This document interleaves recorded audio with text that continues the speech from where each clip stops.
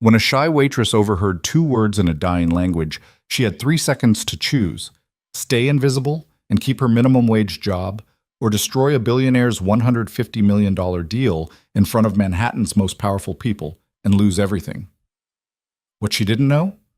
Those two words would drag her into a war with an international crime syndicate, force her to fake an engagement with a man she barely knew, and take her back to the one place she swore she'd never return: the stolen vineyard where her family's destruction began. I'm inviting you to follow this story until the very end.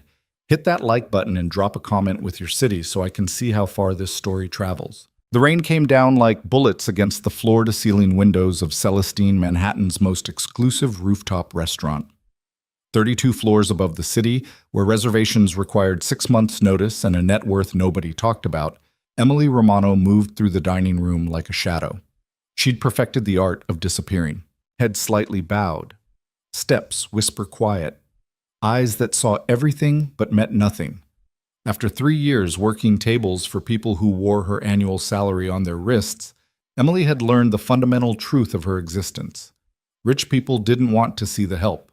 They wanted their wine poured, their plates cleared, and their privacy protected by the kind of silence only invisible people could provide. Tonight was no different. The storm had thinned the usual Friday crowd, but the remaining guests were the sort who didn't cancel plans because of weather. A tech CEO in the corner booth, 3 hedge fund managers near the piano, a fashion designer Emily recognized from a magazine she'd found in the subway. And then there was Table 4. Emily had been watching Table 4 all night, though she'd trained herself not to look directly. Nathan Cole sat alone at the restaurant's best table, the one with views of the Empire State Building and Central Park, though he hadn't glanced at either once. His dark suit probably cost more than her rent. His watch definitely did. But what struck Emily wasn't the money. She'd served plenty of billionaires who wore their wealth like armor. It was the exhaustion. Nathan Cole looked like a man who hadn't slept in weeks. His jaw was tight, his eyes were bloodshot, and he kept checking his phone with the kind of desperate frequency that meant something was very wrong. Emily had seen that look before, on her mother's face during the worst of the medical bills. It was the expression of someone drowning in expensive clothes. Emily. Marcel, the floor manager, appeared at her elbow. Table 4 is expecting guests, 2 businessmen. Eastern European, I think. They'll be ordering the tasting menu. Got it. And Emily? Marcel's voice dropped. Mr. Cole is a regular, very important. Nothing goes wrong tonight. Emily nodded, already moving toward the kitchen. Nothing goes wrong was code for, if you mess this up, you're fired. She couldn't afford to be fired. Her mother's medication cost $3,200 a month. The rent on their cramped studio in Queens was 2 months overdue. Emily's entire life was held together by tips and the desperate hope that tomorrow wouldn't be the day everything fell apart. She returned to Table 4 with fresh water glasses just as Nathan's guests arrived. They were exactly what Marcel had described. 2 men in expensive suits, late 50s, Eastern European accents. The shorter one had silver hair and a smile that never reached his eyes. The taller one had a scar running from his left ear to his collar. They greeted Nathan with the kind of elaborate warmth that always made Emily uneasy. Mr. Cole? The silver-haired man shook Nathan's hand with both of his. Such a pleasure to finally meet in person. Mr. Volkov. Mr. Dmitri.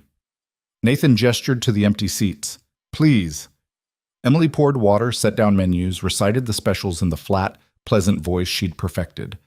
The men barely glanced at her. She was furniture, background noise. Exactly what she needed to be. We'll start with the Chateau Margaux, Volkov said without looking at the wine list.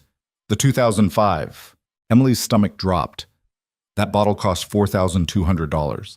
Her commission would be substantial, but she'd also have to handle it perfectly. She nodded, retreating to the wine cellar with her heart hammering.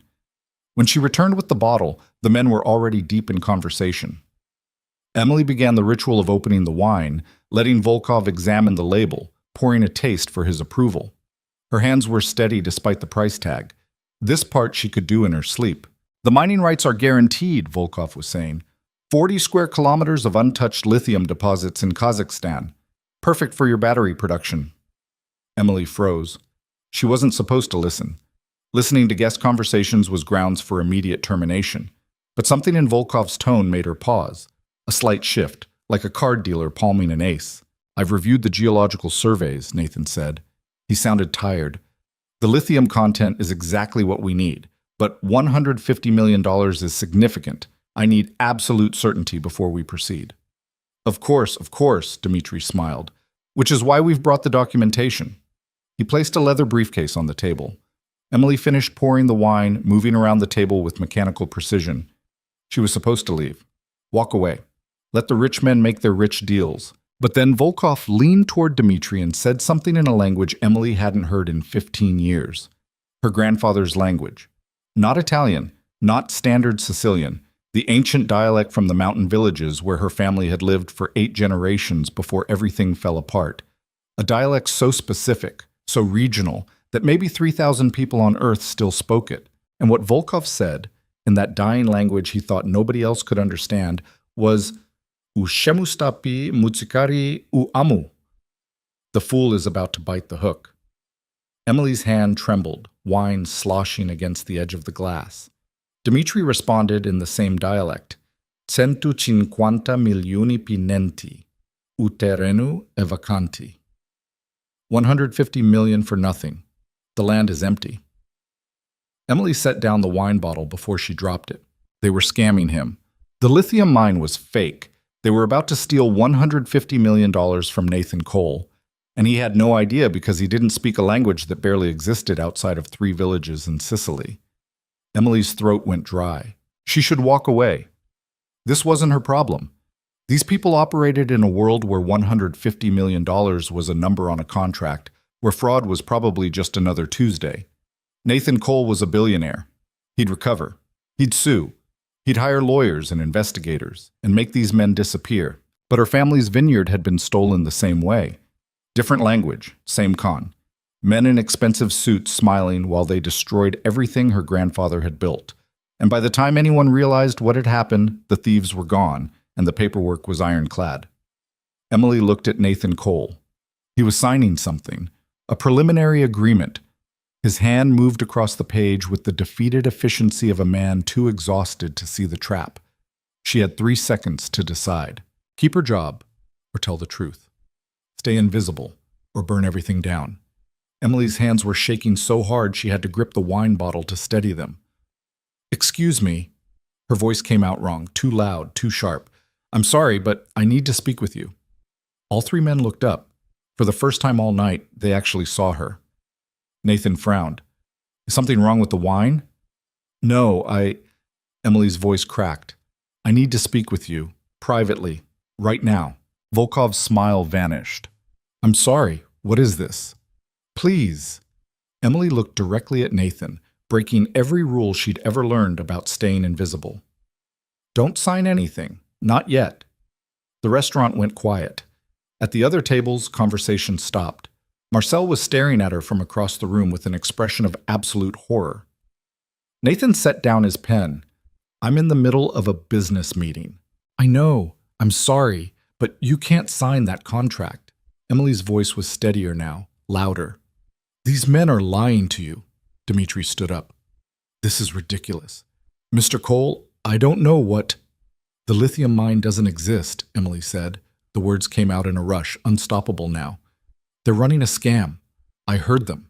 They said it in Sicilian. They thought nobody would understand. But they said the land is empty and you're about to pay $150 million for nothing." The silence that followed was total. Nathan stared at her. Volkov's face had gone white.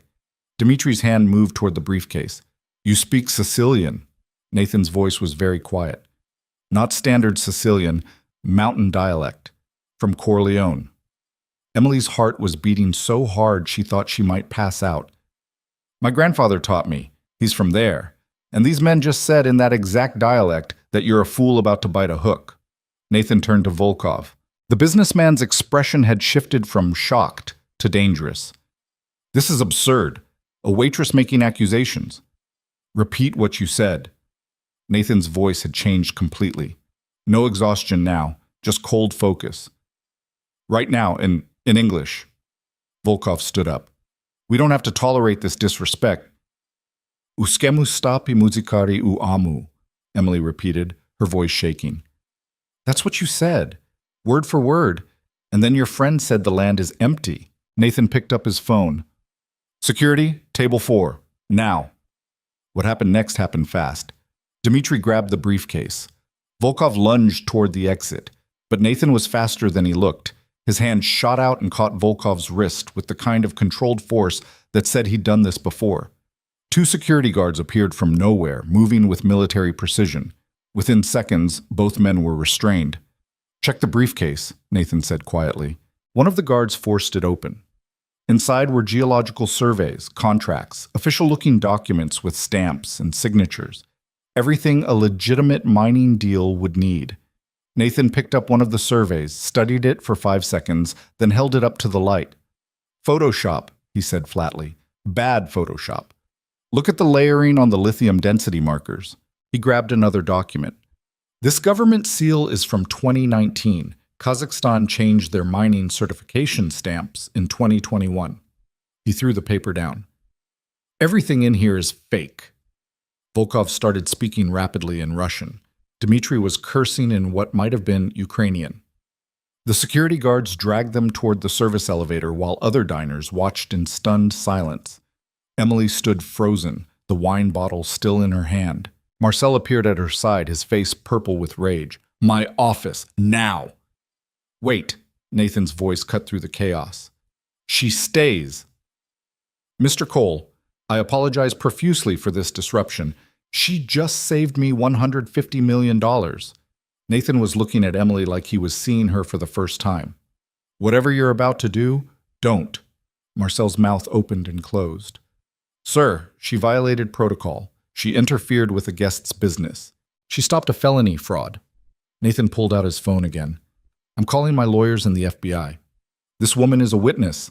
If you fire her, I'll make sure every newspaper in New York knows this restaurant protects con artists. The silence stretched out. Marcel's face went through several colors before settling on defeated gray. Of course, Mr. Cole. Whatever you need. He retreated, leaving Emily alone with Nathan. She was still shaking. The reality of what she'd done was starting to hit. She'd just destroyed a business deal in front of Manhattan's elite, accused 2 men of fraud, and caused a scene that would be gossip in every high-end restaurant by morning. Sit down, Nathan said. I should get back to work. Sit. Down. Emily sat. Nathan poured wine into a clean glass and pushed it across the table toward her. How long have you worked here? 3 years? And you speak Mountain Sicilian because your grandfather taught you. Yes. Emily's hands were wrapped around the wine glass to keep them from shaking. He's from Corleone, the actual town, not the movie. He came to America in the 60s. That dialect is dying out. Maybe 3,000 speakers left in the world. Nathan's eyes were sharp now, all exhaustion gone. What are the odds that one of them would be serving my table tonight? Emily said nothing. They weren't random investors, were they? Nathan continued. Someone knew I'd be here. Someone knew I was desperate enough to make a deal quickly. Someone set this up. He was right. Emily could see it now. The careful staging, the expensive suits, the perfect timing. This wasn't opportunistic fraud. This was targeted. You saved my company, Nathan said quietly. Do you understand that? I was about to wire $150 million to a shell corporation. By Monday, that money would be gone, and I'd be explaining to my board how I bankrupted us chasing fake lithium. I heard them talking. Emily's voice was barely a whisper. I couldn't let them do it. Why not? The question caught her off guard. What? Why not? Nathan repeated. You could have walked away, kept your job, stayed safe. Why risk everything for a stranger? Emily looked down at her hands. Because someone did it to my family. Different language, same con. They stole my grandfather's vineyard in Sicily with fake paperwork and legal tricks. By the time anyone realized what happened, the thieves were gone and we had nothing. My grandfather died still trying to get it back. She realized she was crying. I'm sorry, she said quickly, wiping her eyes. I shouldn't have... Don't apologize. Nathan's voice was soft. What's your name? Emily. Emily Romano. Emily Romano. He said it like he was memorizing it. Where did you learn to stay so calm under pressure? She almost laughed. I'm a waitress. People yell at me every day. You learn to keep moving. Nathan studied her for a long moment. Then he pulled out a business card and wrote something on the back. "This is my private number," he said, sliding it across the table. "Tomorrow, someone from my legal team will contact you. We'll need your statement about what you heard. But after that, if you ever need anything, a reference, a job, help with something, you call that number." Emily stared at the card. "I don't understand." "You just saved my entire company. That means something." He stood up, leaving $300 bills on the table. "Keep the change." "And Emily?" She looked up. "Thank you," he said, "for not walking away." Then he was gone, leaving Emily alone at table 4 with a wine bottle, a business card, and the growing certainty that she'd just destroyed her life. Marcel confirmed it 20 minutes later. "You're fired," he said flatly. "Effective immediately. Collect your things and leave." But Mr. Cole said, "Mr. Cole isn't here anymore, and the other guests are complaining about the disruption. You created a scene. You violated protocol. You're done." Emily wanted to fight, wanted to argue, but she was so tired, and the look in Marcel's eyes said this had been decided before he walked over. She collected her tips, $340, enough to cover exactly nothing, and her jacket from the staff room. The other servers avoided her eyes. Nobody wanted to be associated with the girl who'd just committed career suicide. The rain had gotten worse. Emily stood outside Celestine, 32 floors below where she'd worked 3 hours ago, watching taxis spray water across the sidewalk. She pulled out her phone. 12 text messages from her mother. 3 missed calls. The hospital had tried to reach her about the medication costs. Emily looked at Nathan Cole's business card, still in her hand. She thought about calling, asking for help, cashing in the favor he'd offered. Instead, she threw the card in the trash and started walking toward the subway. She'd survived this long without Billionaire charity. She'd survive whatever came next. What Emily didn't know, what she couldn't know as she disappeared into the rain, was that Nathan Cole was standing in the back of his car, watching her through the window. And he was making a phone call. "Marcus," he said to his head of security, "I need everything you can find on Emily Romano. Employment history, family background, current living situation, everything." "Sir?" "She saved my life tonight, and I think she just walked away from hers." Nathan watched Emily's figure vanish into the subway entrance. "Find out who those men really were, where they came from, why they knew I'd be at that restaurant." "You think this goes deeper than a simple con? A simple con doesn't use a dialect that only exists in 3 Sicilian villages. Someone did their homework. Someone knew exactly what they were doing." Nathan's voice hardened. "And I want to know who." He ended the call and looked at the restaurant looming above him. Somewhere up there, 2 con artists had tried to destroy his company, and they'd been stopped by a shy waitress who spoke a dying language and couldn't afford to lose her job. Nathan had built a billion-dollar empire by recognizing patterns, by seeing opportunities nobody else noticed. And tonight, covered in rain and exhaustion, he saw something he hadn't seen in years, a chance to do something right. 3 days later, Emily was sitting in her apartment when someone knocked on the door. She wasn't expecting anyone. The landlord had stopped by yesterday to discuss the overdue rent, a conversation that had ended with "one more week or you're out." Her mother was at the hospital for her regular treatment. Emily had spent the last 72 hours applying to restaurants across the city, only to discover that word of her scene at Celestine had spread faster than she'd imagined. Nobody was hiring the waitress who'd destroyed a billionaire's deal. She opened the door to find a man in a suit. Not expensive like Nathan's guests had worn. Practical, professional. He had the bearing of someone who'd spent time in the military. "Emily Romano?" "Yes." "My name is Marcus Webb. I work for Nathan Cole." He showed her a badge. "May I come in?" Emily's stomach dropped. "If this is about a statement, I already talked to the police." "It's not about a statement." Marcus's expression was neutral. "May I?" She let him in, acutely aware of how small her apartment was. How the ceiling leaked. How the furniture was a mix of sidewalk finds and thrift store rescues. Marcus didn't seem to notice. He set a briefcase on her tiny kitchen table. "Mr. Cole asked me to investigate the men who attempted to defraud him. Alexei Volkov and Victor Dmitri." He opened the briefcase, pulling out photographs. "These aren't their real names." Emily stared at the photos. Volkov and Dmitri, but in different contexts, different countries. different cons. They're part of an organization called the Golden Viper, Marcus continued, international fraud syndicate. They've been running mining scams across 4 continents for the past decade. Combined, they've stolen over $800 million. Why are you telling me this? Marcus pulled out another photograph. It showed a vineyard, old stone buildings, Sicilian countryside. This is the Corleone property your grandfather owned, Marcus said quietly, the one that was stolen from your family in 1987. Would you like to know who orchestrated that theft?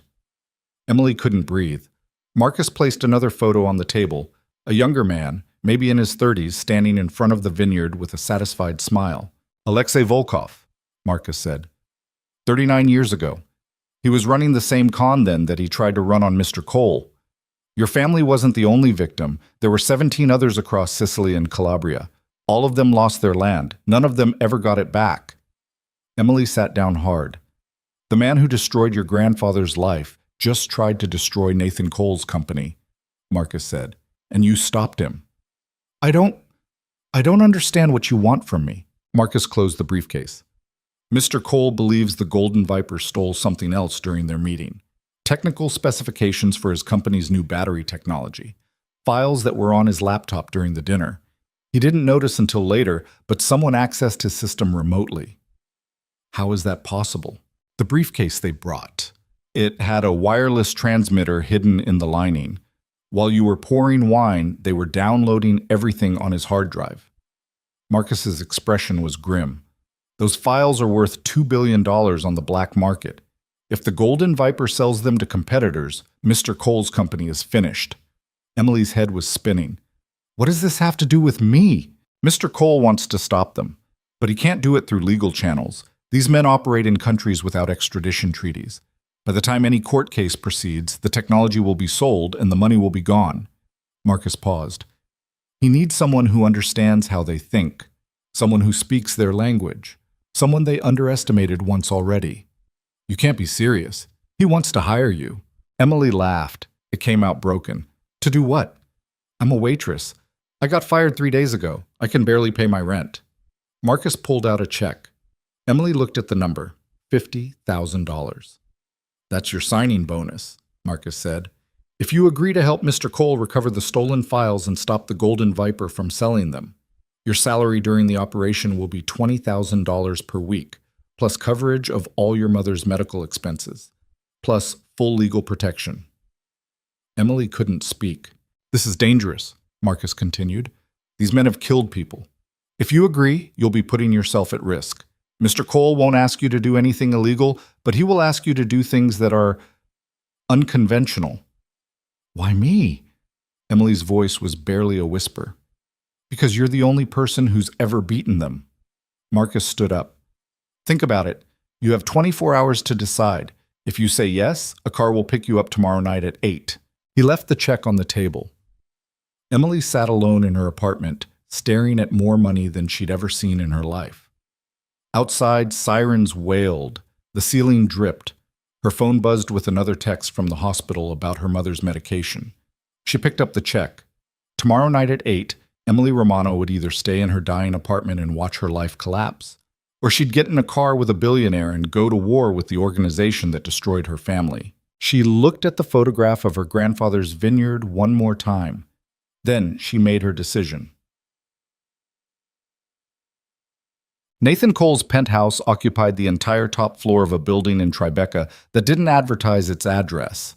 Emily knew it cost more than she'd earn in 3 lifetimes, but when the elevator doors opened, she wasn't prepared for what she saw. It wasn't the size that struck her, though the space was massive, all glass and steel and million-dollar views.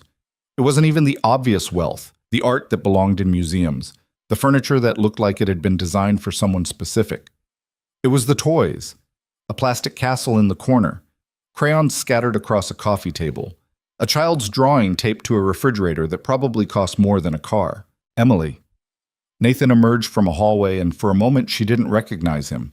No suit, just jeans and a t-shirt that had a stain on the collar. He looked younger, tired in a different way. Thanks for coming. You have a kid. It came out before she could stop it. Nathan smiled, but it was strained. Daughter, Sophie. She's 4. Asleep right now, thank God. Bedtime is a negotiation that makes billion-dollar deals look simple. He gestured for her to sit. Marcus told you about the files, Nathan said. It wasn't a question. About what we're up against. He told me you want to hire a fired waitress to fight international criminals. Emily's voice was sharper than she intended. Which sounds insane. It is insane. Nathan poured 2 glasses of whiskey. But I'm out of sane options. The Golden Viper operates in places where law doesn't reach. They've got the files. They've got buyers lined up. If I don't stop this in the next 2 weeks, everything I've built is gone. And you think I can help because I speak Sicilian. I think you can help because you did something nobody else has done in 40 years. You recognized their con before they closed it. Nathan met her eyes. These men are smart. They're careful. They've stolen $800 million by being better than everyone they face. But they didn't see you coming. Emily looked at the child's drawing on the refrigerator. What happened to Sophie's mother? Nathan was quiet for a long moment. Cancer. 3 years ago. Sophie doesn't really remember her. I'm sorry. Don't be. I'm telling you because you need to understand what's at stake. Nathan's voice was steady, but Emily could hear the current underneath. If my company fails, I lose everything. The house, the resources, the ability to give Sophie the life her mother wanted for her. I'm not fighting for money. I'm fighting for my daughter's future. Emily understood that. She'd been fighting for her mother's future since she was 16. Marcus said this was dangerous, she said quietly. It is. The Golden Viper doesn't leave witnesses. If they discover what we're doing, Nathan didn't finish the sentence. I won't ask you to do this unless you're absolutely certain. And if you say yes, I'll protect you with everything I have. But I need to know, are you in? Emily thought about her apartment, her mother, the jobs she'd never get, the life that was already over. Then she thought about her grandfather, dying in a nursing home, still talking about the vineyard he'd lost, still believing somehow that justice would come. What do you need me to do? She asked. Nathan smiled. It was the first real smile she'd seen from him. I need you to become someone else, he said. Someone they'll never see coming. He pulled out a folder and opened it. Inside was a photograph of Emily, but not Emily as she was. Emily in an evening gown, hairstyled, makeup perfect, looking like she belonged in the same rooms as Nathan Cole. In 2 weeks, the Golden Viper is hosting a private auction in the Hamptons, Nathan explained. They're selling my files to the highest bidder, defense contractors, foreign governments, anyone with enough money and no morals. The security will be impossible to breach by force. So we don't breach it by force. Nathan's eyes were bright now. We get invited, as guests, as buyers ourselves. Emily stared at him. You want to bid on your own stolen technology? I want to get close enough to recover it before the sale goes through. And to do that, I need to bring a partner who will make them lower their guard. Nathan paused. I need to bring my fiancé. The word hung in the air. Your fake fiancé, Emily said slowly. Your fake fiancé who speaks their language, who understands their world, who they've already underestimated once. Nathan leaned forward. Emily, these men think you're nobody. They think you're the help. That's our advantage. They'll never suspect the shy waitress is the one taking them down. Emily's heart was racing. This was crazy. Completely, absolutely insane. I don't know how to be a billionaire's fiancé, she said. You'll learn. I've got stylists, coaches, everything you need. By the time we walk into that auction, you won't just look like you belong. You'll own the room. And if they recognize me, they won't. You'll be a completely different person. Nathan's voice was certain. Trust me. Emily looked at the check Marcus had left on her table, still in her pocket. She looked at the child's drawing on the refrigerator. She looked at Nathan Cole, a billionaire single father fighting to save his daughter's future. Okay, she heard herself say. I'm in. Nathan's smile was genuine this time, relieved. There's one more thing, he said quietly. The vineyard. Your grandfather's land in Corleone. I did some research. The Golden Viper still owns it through a shell corporation. They've been using it as a base for operations in southern Europe. Emily's breath caught. If we take them down, Nathan continued, that property goes into receivership, and I've got lawyers who can make sure it ends up back with its rightful owners. He was offering her everything: money, protection, justice for her family. All she had to do was pretend to love him and walk into a room full of criminals who'd killed for less. "When do we start?" Emily asked. Nathan stood up, offering his hand. "Tomorrow," he said. "Welcome to the war, Emily Romano." She shook his hand. Neither of them knew it yet, but in that moment, everything changed. The shy waitress who'd spent 3 years being invisible was about to become the most dangerous woman in the room, and the lonely billionaire who'd forgotten how to trust anyone was about to meet the one person who could save him. But first, they had to survive. The transformation started at 6 in the morning in a salon that didn't have a sign on the door. Emily sat in a leather chair that probably cost more than her monthly rent, watching 3 stylists circle her like surgeons prepping for an operation. None of them had introduced themselves. They just appeared with scissors and brushes and tablets full of reference photos, talking about her like she wasn't there. "The bone structure is good," one of them said, tilting Emily's chin up toward the light. "But we need to soften the exhaustion. When's the last time you slept?" "I don't remember," Emily said, honestly. The stylist nodded like that was a perfectly reasonable answer and started mixing something in a small bowl. Nathan sat across the room with his laptop, occasionally glancing up, but mostly focused on whatever crisis was unfolding on his screen. He told Emily this would take all day. She hadn't believed him. Now, 3 hours into having her hair pulled and her face examined under magnifying lights, she was starting to understand. "Why are we doing this?" Emily asked during a break, while one stylist consulted with another about color tones. "If I'm supposed to be your fiancé, wouldn't people expect me to look like me?" Nathan looked up from his laptop. "You've never been photographed with me. As far as anyone knows, I've been dating someone privately for months. Someone sophisticated. Someone who fits. Someone who doesn't look like a broke waitress. Someone who doesn't look like they've spent 3 years working doubles to survive." His voice was matter-of-fact, not cruel. "These people can smell struggle. They use it against you, so we erase it." The head stylist returned with a swatch of fabric. "This is the color palette we're building around. Emerald, deep gold, black. Nothing soft. Nothing that apologizes." Emily stared at the fabric. It was beautiful, rich, the kind of thing she'd only ever seen in magazines. "I don't know how to wear colors like that," she said quietly. "You will." The stylist's voice was surprisingly kind. "By the time we're done, you won't remember being anyone else." That was what scared her. By noon, Emily's hair had been cut, colored, and styled into something that belonged on a different person. The stylist had kept the length but added layers that moved when she turned her head, catching light in ways her old hair never had. The color was darker, richer, with subtle highlights that looked expensive because they were. "Don't touch it," the stylist warned as Emily reached up instinctively. "You'll learn to live with it perfect." Next came the makeup artist, a woman named Claudia, who barely spoke but communicated entirely through brushes and palettes. She studied Emily's face for a full minute before starting, and when she finally began applying makeup, her hands moved with the precision of someone diffusing a bomb. "You have good skin," Claudia said. It was the first compliment Emily had received all day. "You just hide it. I work nights, sleep during the day when I can. There's not much time for skincare routines." Claudia nodded, applying something under Emily's eyes that made the dark circles disappear like they'd never existed. "That's over now. From today, you take care of this face like it's worth $1 million. Because that's what people will think when they see you." Emily wanted to laugh. Wanted to say that no amount of makeup could turn her into the kind of woman who belonged on Nathan Cole's arm. But when Claudia finally turned the mirror around, Emily's breath caught. The woman staring back wasn't her. Same eyes, same mouth. But everything else had changed. The hollowness was gone. The exhaustion erased. She looked awake, alert, like someone who'd never worried about rent or medical bills or whether tomorrow would be the day everything fell apart.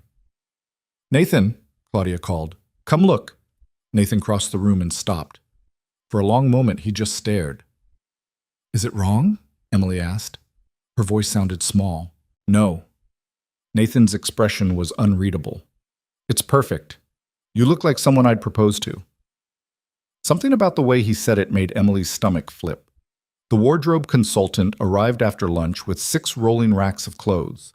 Designer labels Emily recognized from movies and magazines. Dresses that cost more than she'd made in 6 months of double shifts. We're building a complete identity, the consultant explained, pulling dresses and holding them up against Emily's frame. Day wear, evening wear, casual pieces that still scream money. Everything custom fitted to you. Emily stood in front of a three-way mirror while the consultant and two assistants dressed her like a doll. Outfit after outfit, each one more expensive than the last, each one transforming her further into someone she didn't recognize. "How does this feel?" the consultant asked as Emily stood in an emerald silk dress that fit like it had been painted on. "Like I'm playing dress up." "Good. That's what we want. Fake it until it becomes real." The consultant adjusted the neckline. "These people are all faking it too. They just started earlier." By the time the sun started setting, Emily had been measured, fitted, photographed, and documented like she was evidence in a trial. Her feet hurt from standing. Her face felt strange under all the makeup. But when she looked in the mirror, she saw someone who could walk into a room full of billionaires and not look out of place. Nathan approached with a small box. "Last piece," he said, opening it. Inside was a ring. Not huge. Not the kind of ostentatious diamond that screamed, "Look at me," but beautiful in a way that made Emily's chest tight. Platinum band with a single emerald surrounded by smaller diamonds. Elegant, understated, expensive in a quiet way. "It was my mother's," Nathan said. "She left it to me before she died. Said I should give it to someone who deserved it." Emily stared at the ring. "I can't wear your mother's ring. It's just a prop." "Part of the costume." But his voice was soft. "Put it on." Emily slid the ring onto her finger. It fit perfectly. "How did you know my size?" she asked. "I'm very good at details." Nathan stepped back, studying her. "Tomorrow we start training, posture, speech patterns, how to move in expensive clothes, how to talk to people who think they're better than you, how to make them believe you belong." "What if I can't do it?" Nathan's expression shifted. "Emily, 3 days ago you stood in front of Manhattan's elite and accused 2 criminals of fraud. You didn't flinch. You didn't back down. If you can do that, you can do this." Emily looked at herself in the mirror one more time. The stranger staring back looked confident, polished, like someone who'd never been afraid of anything. She wondered how long she could pretend to be that person before the cracks started showing. The training started the next morning in Nathan's penthouse. Marcus was there, along with a woman Nathan introduced as Victoria Chen, a former CIA operative who now consulted for private security firms. Victoria looked Emily up and down with the kind of clinical assessment that made Emily feel like she was being X-rayed. "Walk across the room," Victoria said. Emily walked. "Again, slower." Emily walked slower. "You're apologizing with your body. Shoulders back, chin up, take up space like you own it." Emily tried again. It felt wrong, aggressive. "Better," Victoria said. "But you're still thinking about it. Rich people don't think about posture. They've been taught to stand like that since childhood. It's automatic. We need to make it automatic for you." For the next 4 hours, Victoria drilled Emily on everything. How to enter a room, how to hold a wine glass, how to shake hands with people who considered her beneath them, how to smile without warmth, how to make eye contact that communicated, "I see you, but I don't need you." "You're going to hate me by the end of this," Victoria said during a break, "but I'm going to save your life. These people can smell fear. They use it. You need to learn how to be afraid and never show it." Emily thought she'd already learned that lesson working tables at Celestine, but this was different. This was about becoming someone who'd never had to be afraid in the first place. Nathan joined them after lunch with a stack of files. "You need to know who you are," he said, spreading documents across the table. "Not Emily Romano. Isabella Marchetti. That's your name now." Name. Emily picked up a passport. Her face stared back, but the name underneath was different. Isabella Marchetti, born in Milan, educated in Switzerland, currently living in New York. "I had my people build you a complete background," Nathan explained. "Social media accounts going back 6 years. Photos from vacations you never took. A family history in Italian textile manufacturing. Everything someone would find if they investigated you." "This is insane," Emily whispered. "This is survival." Nathan pulled up a photo on his tablet. "This is the woman you're replacing in their minds. Alexandra Volkov, Alexei's daughter." Emily stared at the photo. A woman in her 30s, beautiful in a cold way, standing next to older men at what looked like an art gallery opening. She's their inside connection, Nathan continued. She poses as a buyer at these auctions, helps vet the real bidders, reports back on anyone who seems suspicious. If we can convince her you're legitimate, we're in. And how do I do that? By being someone she'd believe. Someone cultured, connected, bored enough with legitimate business to find the black market interesting. Nathan's eyes were intense. You need to make her think you're just like her. Victoria leaned forward. The key is confidence, not arrogance. Confidence.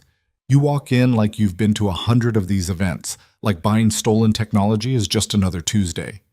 I've never even been to the Hamptons, Emily said. Then we'll fix that too. The next week passed in a blur of training, preparation, and details Emily's brain couldn't quite process.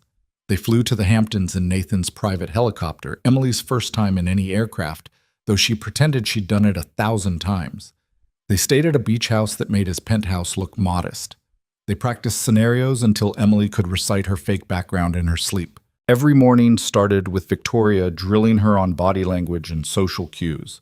Every afternoon, Nathan taught her about technology and business so she could hold conversations about battery patents and lithium extraction without sounding lost. Every evening, they had dinner together while Nathan critiqued her performance. "You're still eating too fast," he said one night, like someone who's not sure when the next meal is coming. Emily set down her fork. That's because for 3 years, I wasn't sure when the next meal was coming. I know, but Isabella Marchetti is never worried about that. She picks at her food. She leaves half the plate. She doesn't care because there's always more. Emily stared at the expensive pasta in front of her. This feels wrong. It is wrong, but it's necessary. Nathan's voice was softer. I'm not trying to erase who you are, Emily. I'm trying to keep you alive. On the 5th night, Nathan's daughter Sophie wandered into the living room where they were reviewing auction protocols. She was wearing princess pajamas and carrying a stuffed elephant. Daddy, I can't sleep. Nathan's entire demeanor changed. Hey, sweetheart, bad dream? No, just not tired. Sophie noticed Emily and tilted her head. Who are you? Emily froze. They hadn't discussed what to tell Sophie. This is Emily, Nathan said. She's helping Daddy with work. Sophie climbed onto the couch next to Emily, completely unself-conscious. You're pretty. Are you Daddy's girlfriend? Sophie, Nathan started. Kind of, Emily said. The lie tasted bitter. We're pretending. For work. Like playing house? Exactly like that. Sophie nodded sagely, like this made perfect sense. I play house at school. I'm always the mom because I'm good at cooking. Do you cook? I used to, before... Emily trailed off. Before what? Before I got too busy. Sophie studied her with the unsettling directness only children had. You look sad. Emily's throat tightened. Sometimes grown-ups have sad faces even when they're okay. My mommy had a sad face before she went to heaven. Sophie said it matter-of-factly, like she was discussing the weather. Daddy says she's watching us, but I don't remember what she looks like anymore. Nathan's expression cracked. Emily didn't know what to say, didn't know how to respond to a 4-year-old casually discussing her dead mother. So she just sat there while Sophie played with the emerald ring on her finger. This is pretty too, Sophie said. Is it magic? Maybe, Emily whispered. Nathan eventually carried Sophie back to bed. When he returned, his eyes were red. I'm sorry, he said. She doesn't usually talk about her mother with strangers. I'm not a stranger anymore. I'm your fake fiancé. Nathan almost smiled. Right. My fake fiancé who my daughter just decided to trust completely. They sat in silence for a moment. What was she like? Emily asked. Your wife. Nathan was quiet for so long Emily thought he wouldn't answer. Strong, he finally said. Stronger than me. She knew she was dying for 6 months before she told anyone. Spent that time setting up trusts, recording videos for Sophie's birthdays, writing letters for every milestone she'd miss. She planned her own funeral, picked the flowers, made me promise I'd keep building the company because it's what would take care of Sophie. That's not strength.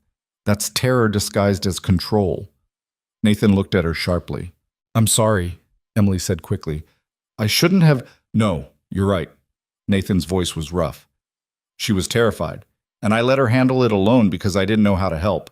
I threw money at doctors and experimental treatments in private hospitals, but I couldn't fix it. I couldn't save her. Emily understood that helplessness. She'd felt it every time her mother went to the hospital, every time the bills came, every time she had to choose between medication and rent. Is that why you're doing this? She asked. The company, the files, all of it, because you promised her? I'm doing this because if I fail, Sophie loses everything. The house, the life her mother wanted for her, the future we planned. Nathan's hands were clenched. I won't let that happen. Emily looked at the man sitting across from her. Not a billionaire, just a father who was terrified of breaking a promise to his dead wife. We'll get your files back, she said.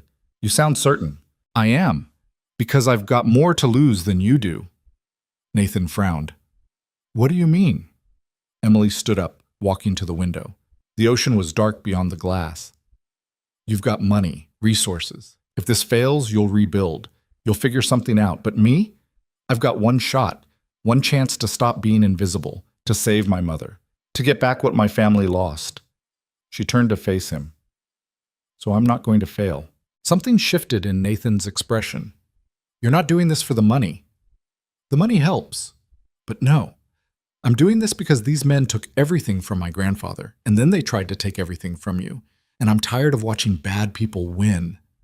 Nathan stood, crossing to stand beside her at the window.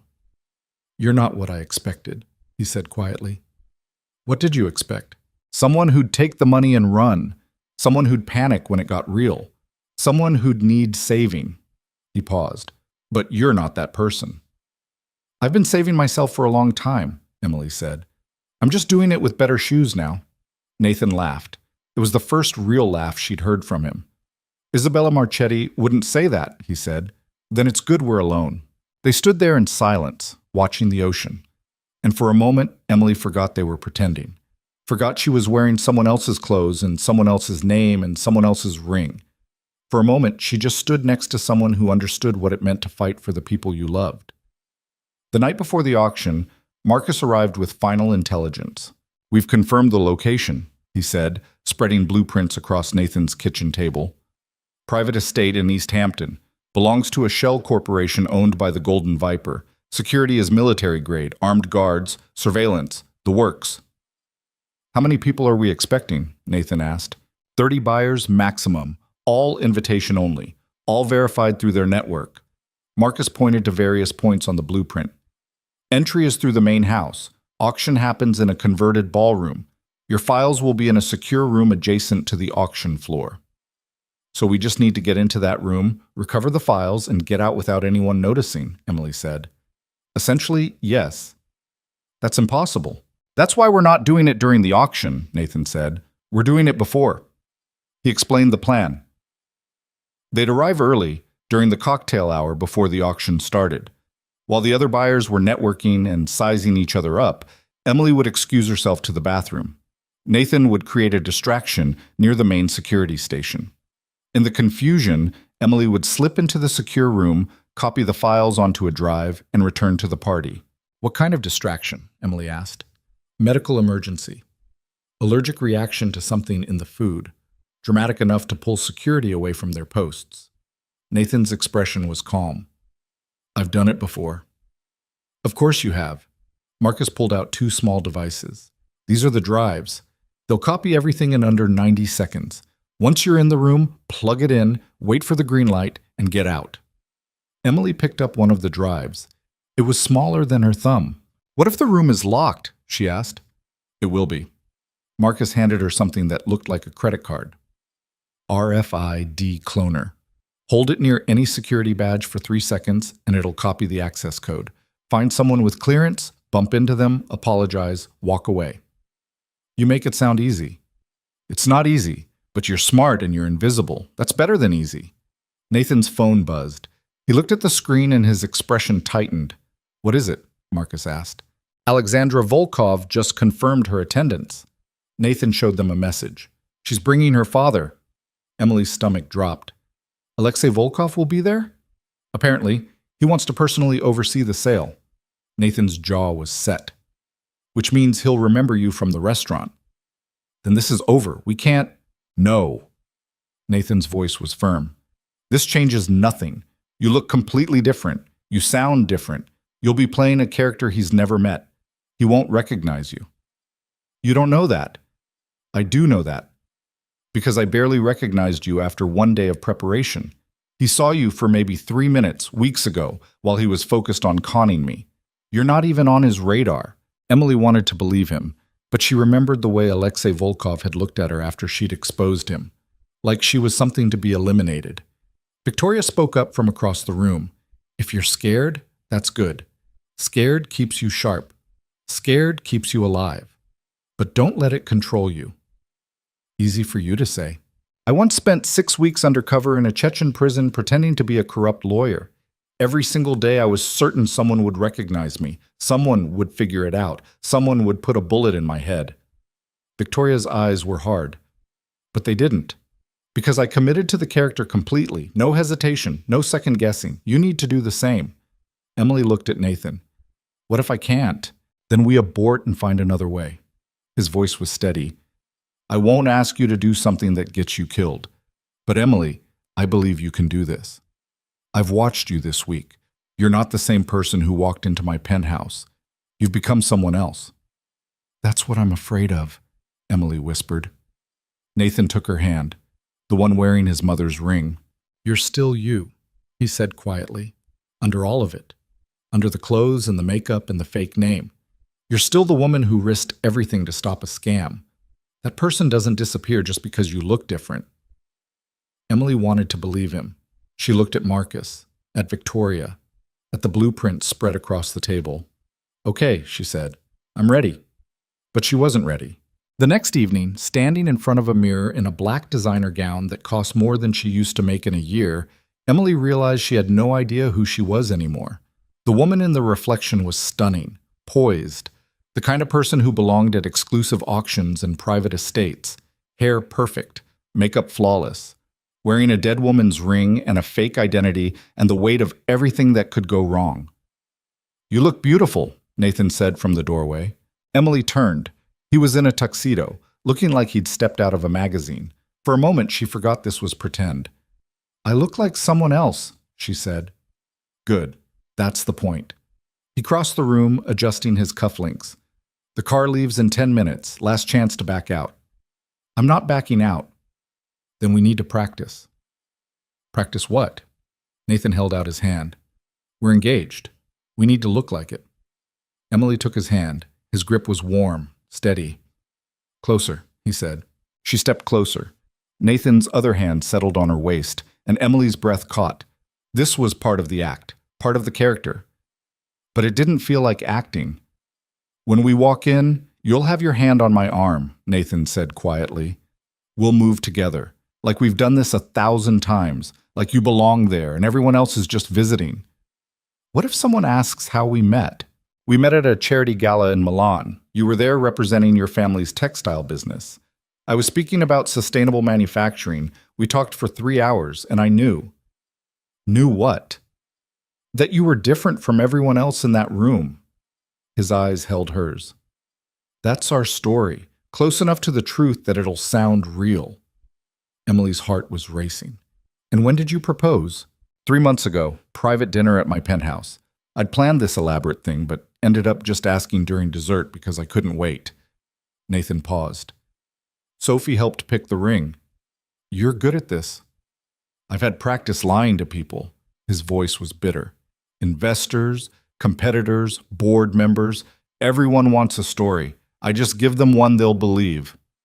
Is any of it true? The charity gala? The dinner? Nathan's expression was unreadable. Does it matter? Before Emily could answer, Marcus appeared in the doorway.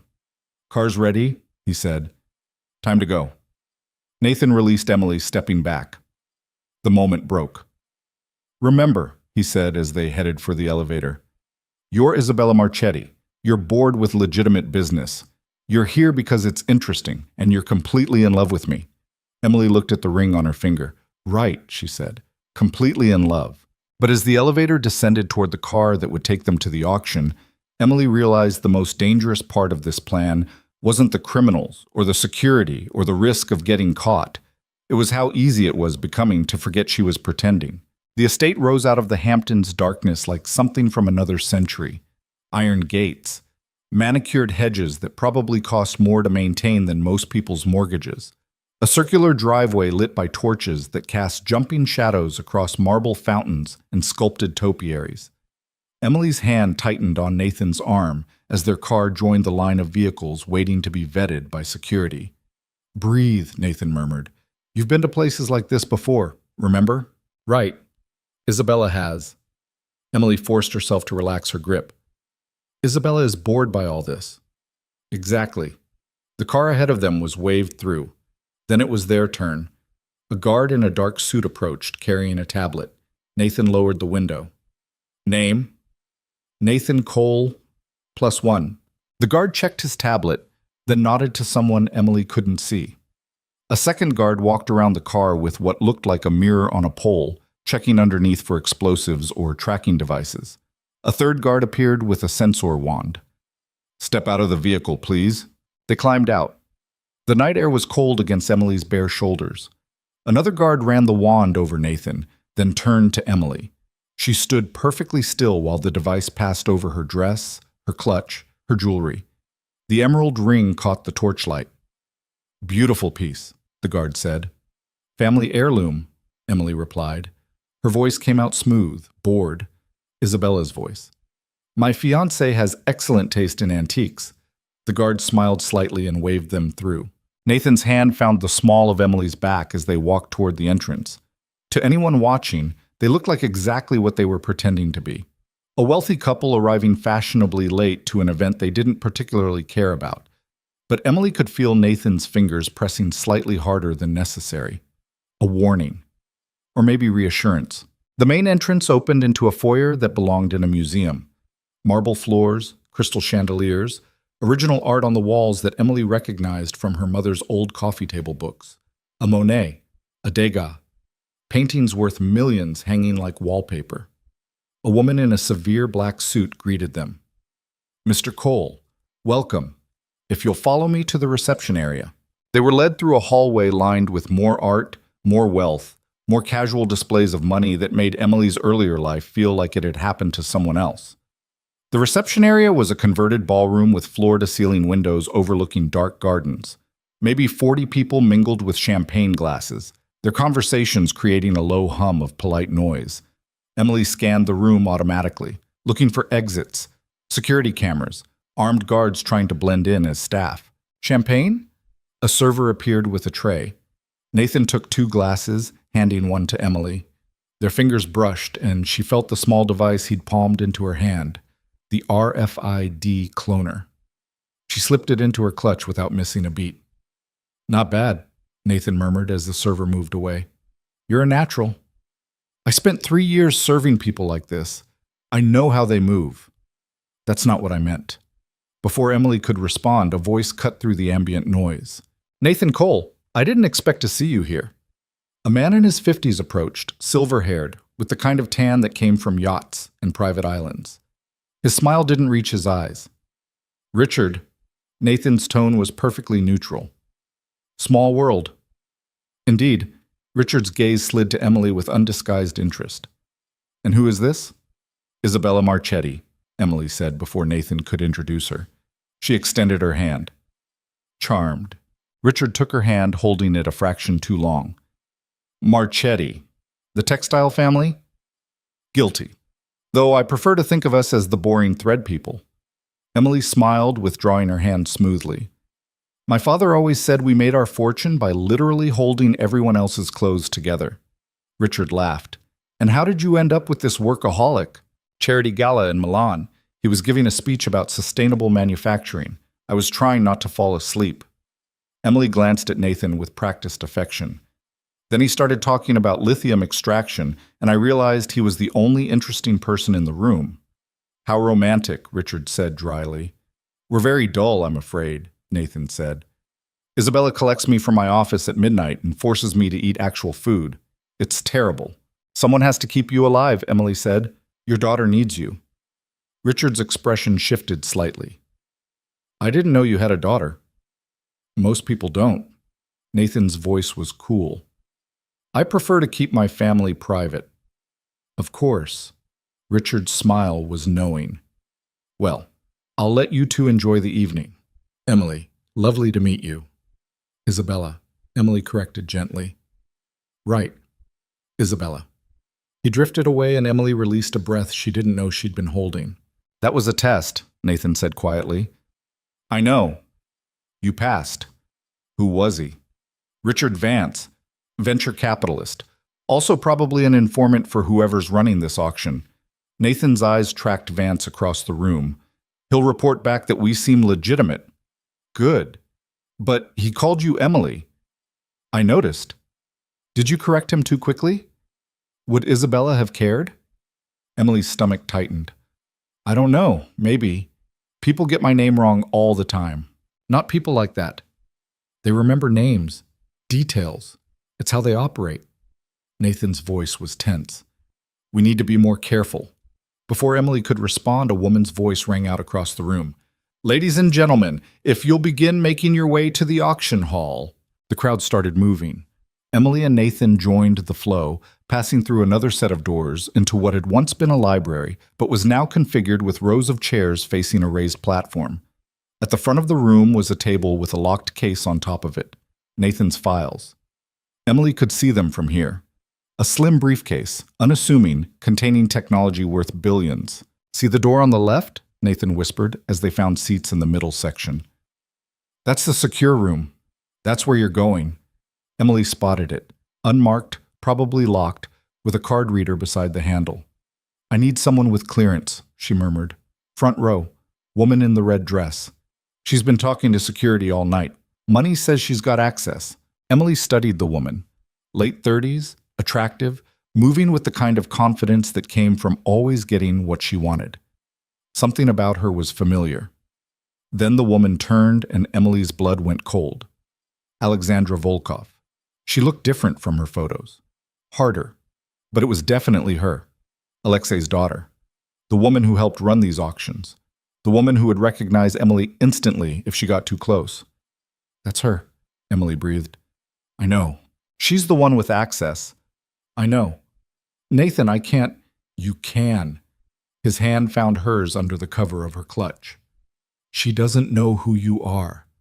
She's never seen Emily Romano. All she'll see is Isabella Marchetti.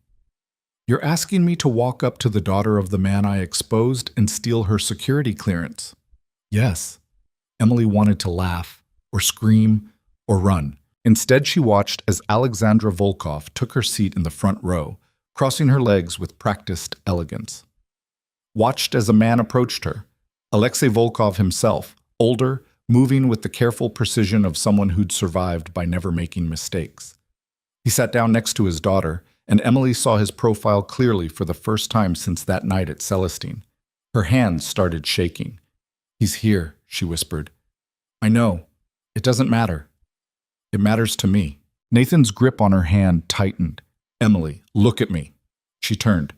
That man destroyed your family. He tried to destroy mine. He's sitting 15 feet away and he has no idea you're in this room. That's power. That's control. Nathan's voice was low, intense. Use it. Emily took a breath, then another. Nathan was right.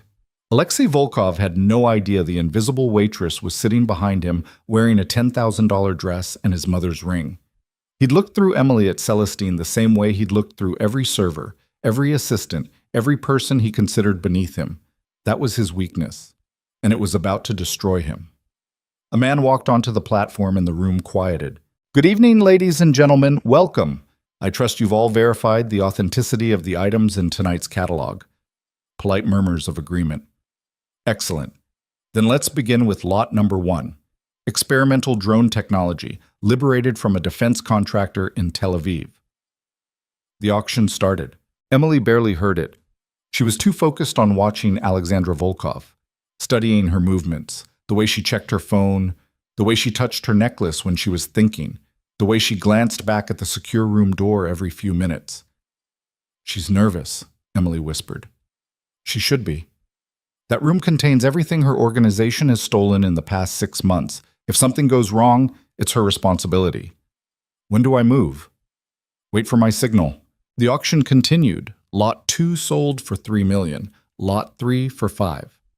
The atmosphere was bizarre, polite, civilized, like they were bidding on art instead of stolen weapons and technology. Emily counted the guards. 8 visible, probably more hidden. All armed, all watching the crowd with professional detachment. Then Nathan tensed beside her. Now, he breathed. He stood up suddenly, his hand going to his throat, his face flushed red. I can't, he gasped. I can't breathe. Every head in the room turned. Nathan stumbled into the aisle, still clutching his throat. Emily jumped up, playing her part perfectly. Nathan, what's wrong? Can't breathe. He collapsed. The room erupted. Guards rushed forward. The auctioneer stopped mid-sentence. People scattered, giving Nathan space. Emily knelt beside him, her face a mask of panic. Help him! Someone help him! EpiPen, Nathan choked out. In the car. Allergic. Shellfish. 2 guards were already moving toward the exit. Another knelt beside Nathan, checking his pulse. Sir, stay calm. We're getting help. In the chaos, nobody noticed Emily stand up. Nobody saw her move toward the side of the room, away from the crowd. Nobody paid attention as she approached Alexandra Volkov, who was standing now, watching the commotion with cool interest. Excuse me, Emily said, her voice shaking perfectly. Is there a bathroom? I think I'm going to be sick. Alexandra turned. For one terrible second, Emily thought she saw recognition in the woman's eyes. Then Alexandra's expression shifted to polite concern. Down the hall. Second door on the right. Thank you. Emily moved past her, stumbling slightly. Her hand brushed against Alexandra's jacket. 3 seconds of contact. The RFID cloner did its work silently. Emily kept walking, past the bathroom, past 2 guards who were too focused on Nathan's medical emergency to notice her. She reached the secure room door and pulled out the cloner. Please work. Please work. Please work. She held it against the card reader. The light turned green. The lock clicked open. Emily slipped inside and closed the door behind her. The secure room was smaller than she'd expected. Metal shelving lined the walls, each shelf holding cases and boxes marked with codes. Emily pulled out the device Marcus had given her and started scanning labels, looking for the one that matched Nathan's files. 30 seconds. That's how long she had before someone noticed she wasn't in the bathroom. She found the case on the 3rd shelf, identical to the one she'd seen at Celestine. Emily popped it open. Inside were hard drives, documents, USB drives. Nathan's entire technological infrastructure, stolen and packaged for sale. Emily pulled out the copying drive and plugged it into the first hard drive. The device lit up, started transferring. 15 seconds. Emily's hands were shaking so badly she could barely hold the drive steady. 10 seconds. A guard's voice from the hallway. Check the bathroom. Make sure she's okay. 5 seconds. The light turned green. Transfer complete. Emily yanked the drive out, shoved it into her clutch, and closed the case exactly as she'd found it. The door handle started to turn. Emily spun around, leaning against the shelf, holding her clutch against her stomach like she was about to vomit. A guard opened the door. Miss, this is a restricted... I'm sorry, Emily gasped. I got lost. My fiancé is dying out there, and I couldn't find the bathroom, and She made a retching sound. The guard's expression softened. Bathroom's down the hall. Come on, I'll show you. He led her out, one hand on her elbow, like she might collapse. Emily let herself be guided back toward the main room, where Nathan was now sitting up, color returning to his face, surrounded by concerned auction guests. False alarm, he was saying. I'm so sorry. Thought it was shellfish. Must have just been anxiety. Big crowd. Sorry for the disruption. His eyes found Emily across the room. She gave the smallest nod. His shoulders relaxed. Emily made it to the bathroom on her own, locked herself in a stall, and let herself shake for 30 seconds before pulling herself together. She'd done it. She'd walked into the Golden Viper's secure room, copied everything they'd stolen, and walked out without anyone suspecting. She'd beaten them. Emily checked her makeup in the mirror, fixed her lipstick, and returned to the auction hall just as the auctioneer was resuming his position at the podium. Ladies and gentlemen, my apologies for the interruption. Now, where were we? Ah, yes, lot number 4. Emily slid back into her seat next to Nathan. Under the cover of her clutch, she felt his hand find hers. "You okay?" he whispered. "Better than okay." "You got it?" "Every file." His hand squeezed hers. For a moment, they just sat there, two people who'd just pulled off something impossible, pretending to watch an auction they didn't care about. Then Alexandra Volkov stood up. She walked to the back of the room, spoke quietly to one of the guards. The guard nodded and disappeared through a door. Emily's stomach dropped. "She's checking the room," she breathed. "Impossible. You were only in there for 90 seconds. She knows something's wrong." Nathan's expression didn't change, but Emily felt the tension radiating from him. "Did you leave anything out of place?" "No, I'm sure. I put everything back exactly." Emily froze. The case. She'd closed it. She was certain she'd closed it. But had she locked it? Had there been a lock? She couldn't remember. Everything had happened so fast. Alexandra was looking at her phone now, frowning. The guard returned, leaning close to whisper something in her ear. Alexandra's expression didn't change. She nodded once, dismissing the guard. Then her eyes swept the room, cold and calculating. They landed on Emily. For 3 seconds that felt like hours, Alexandra Volkov stared directly at her. Emily forced herself to hold the gaze. Forced herself to look mildly curious, nothing more. Just another bored socialite wondering what the fuss was about. Alexandra's eyes moved on.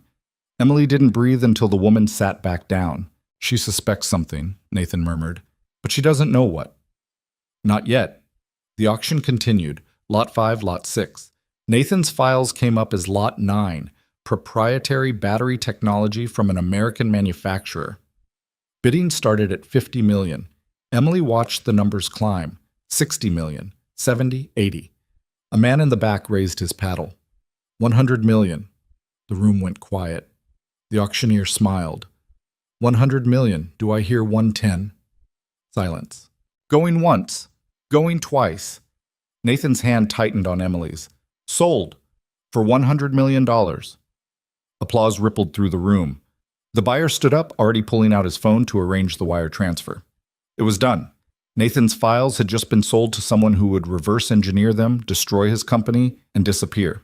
Except the files were useless now. Emily had copied everything. By tomorrow, Nathan's lawyers would have the originals and the buyer would have paid 100 million for empty drives.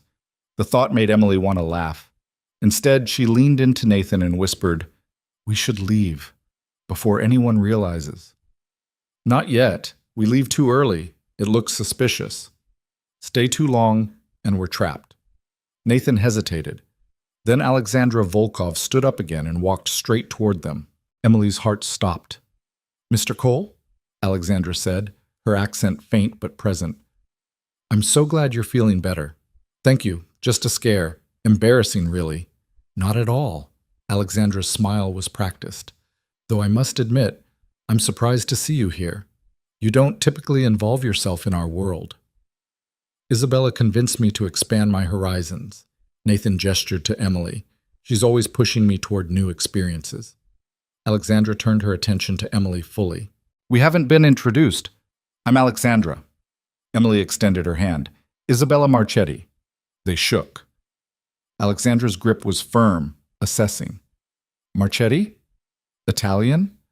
"Milanese, though I've been in New York for several years." "And what brings you to an auction like this?"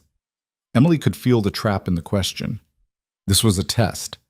Alexandra was probing, looking for inconsistencies. "Honestly? Boredom." Emily's voice was light. "Legitimate business is so tedious. All those regulations and committees and stakeholder meetings. This is more interesting." "Interesting is one word for it." "What word would you use?" Alexandra's smile sharpened.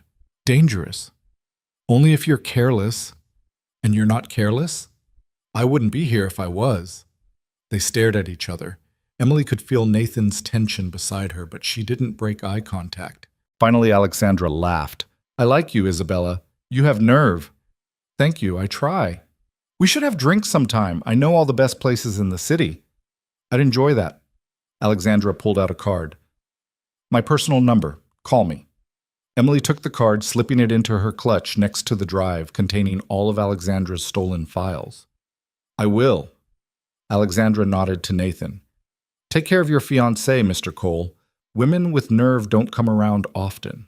I'm aware, Nathan said dryly. Alexandra walked away. Emily waited until she was out of earshot before breathing again. What just happened? She whispered. You just became friends with the enemy, Nathan said, which is either brilliant or suicidal. I haven't decided which. She knows something's wrong, but she doesn't know it's us. Not yet. Nathan stood, offering his hand. We're leaving, now, before that changes. They made their exit slowly, casually. Nathan stopped to shake hands with two other guests. Emily smiled and played her part perfectly. Just another couple leaving an event they'd found mildly entertaining. The same guards checked them out at the gate. The same procedure. The same wand and tablet and security protocols. The guard who'd helped Emily find the bathroom earlier nodded to her. Hope your fiancé's feeling better, miss. Much better, thank you. They got into the car. The gates closed behind them. Emily waited until they were a mile down the road before pulling out the drive. We did it, she breathed. Nathan took the drive, examining it in the dim light. Marcus will verify everything when we get back, but yes, I think we did. He started laughing.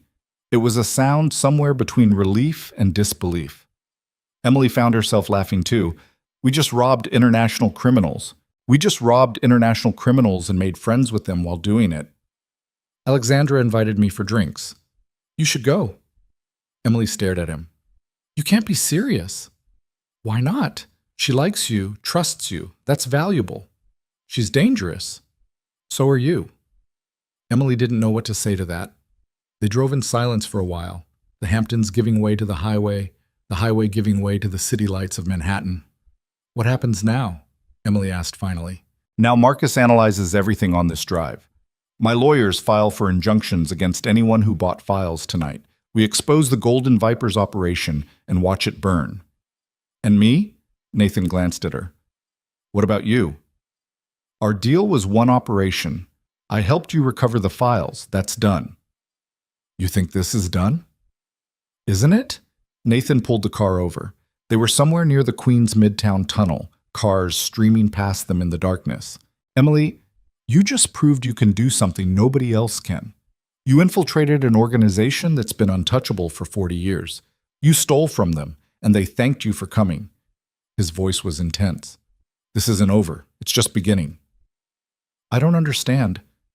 We got the files back, but we didn't stop them. The Golden Viper is still operating, still destroying people, still winning. Nathan turned to face her fully. Unless we finish what we started. How? By taking everything from them. Their operation, their resources, their reputation. Everything they took from your grandfather and tried to take from me.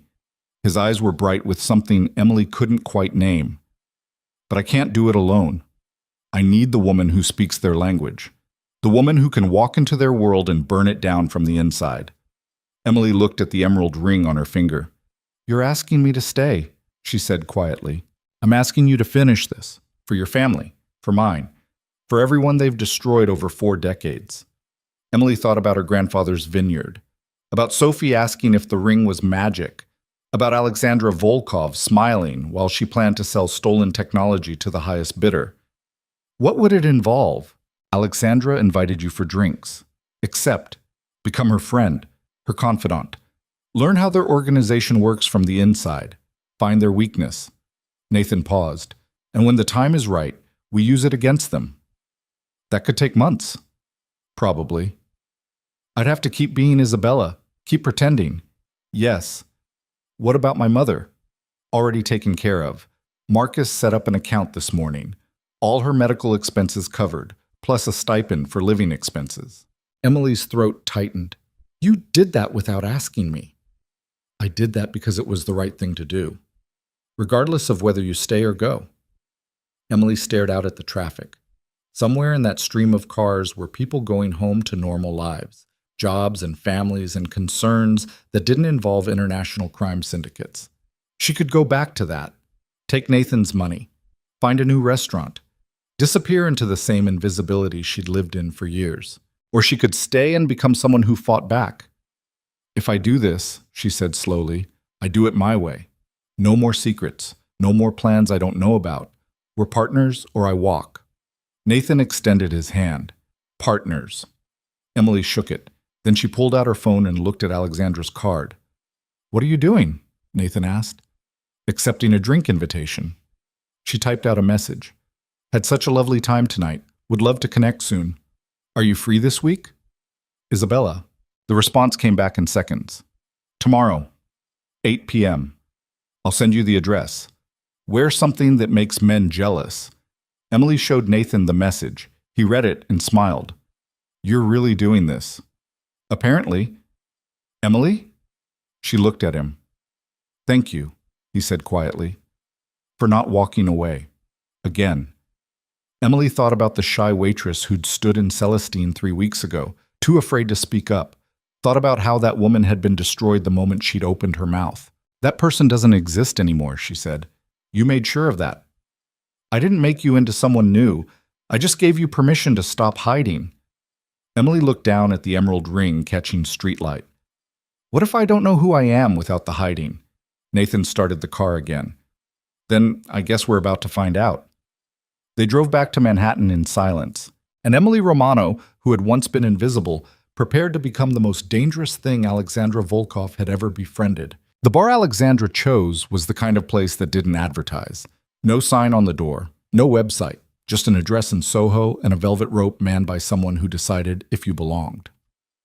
Emily arrived at exactly 8, wearing a black dress that cost more than her old apartment's security deposit. The doorman looked at her once, checked something on his tablet, and unhooked the rope without a word. Inside, the bar was all dark wood and low lighting. Jazz played from speakers Emily couldn't see. The crowd was small, exclusive, the kind of people who could afford to drink $1,000 bottles of wine on a Tuesday night. Alexandra was already there, sitting at a corner table with a view of the entire room. She saw Emily and waved her over. Isabella, you came. Of course. I never turn down a good drink. Just a good drink? Alexandra's smile was knowing. Not the company? The company helps. Emily sat down and a server appeared instantly with 2 glasses of champagne. Emily recognized the label, Dom Perignon, probably the 2008, about $400 a bottle. To new friends, Alexandra said, raising her glass. To new friends. They drank. The champagne was perfect. Emily hated that she could tell the difference now. So, Alexandra said, settling back in her chair, tell me about yourself. The real story, not the boring textile business version. Emily had prepared for this. Spent the entire day with Victoria rehearsing answers, building layers into Isabella's background that would hold up under scrutiny. What do you want to know? Everything. Start with why you're really dating Nathan Cole. The question caught Emily off guard. I told you, we met at a gala. Please. Alexandra's voice was sharp. You can lie to other people, but not to me. I saw how you looked at him during his little medical emergency. That wasn't love, that was calculation. Emily's heart rate spiked, but she kept her expression neutral. What makes you think that? Because I know what real panic looks like, and I know what performance looks like. Alexandra leaned forward. You were terrified, but not for him. You were terrified of what would happen if the plan failed. Emily could deny it, should deny it, but something in Alexandra's eyes told her that would be a mistake. You're perceptive, Emily said carefully. I'm alive. Same thing in my world. Alexandra sipped her champagne. So tell me the truth. Why are you with Nathan Cole? Emily made a decision. His company is worth $3 billion. He has no family except a 4-year-old daughter, and he's desperately lonely since his wife died. So you're after his money. I'm after security. Emily met Alexandra's eyes. I've spent my entire life watching my family's fortune disappear because my father made stupid decisions. I'm not making the same mistakes. Nathan Cole is smart, successful, and too exhausted to see that I'm exactly what he needs until it's too late. It was close enough to the truth that it felt real. And the bitterness in Emily's voice wasn't entirely fake. Alexandra studied her for a long moment. Then she smiled. I knew I liked you. You're practical. I prefer realistic. Most people would call it cold. Most people are poor. Alexandra laughed, genuinely delighted. Oh, we're going to be wonderful friends. The server returned with small plates of food Emily hadn't ordered. Oysters, caviar, things that cost more than they should. Tell me about your family, Alexandra said. The real story. Emily had prepared this too. My grandfather owned vineyards in Sicily. Beautiful land, old family, all the romantic Italian nonsense.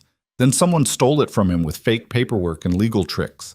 He spent the rest of his life trying to get it back and died broke. That's terrible. That's business. Emily's voice was flat.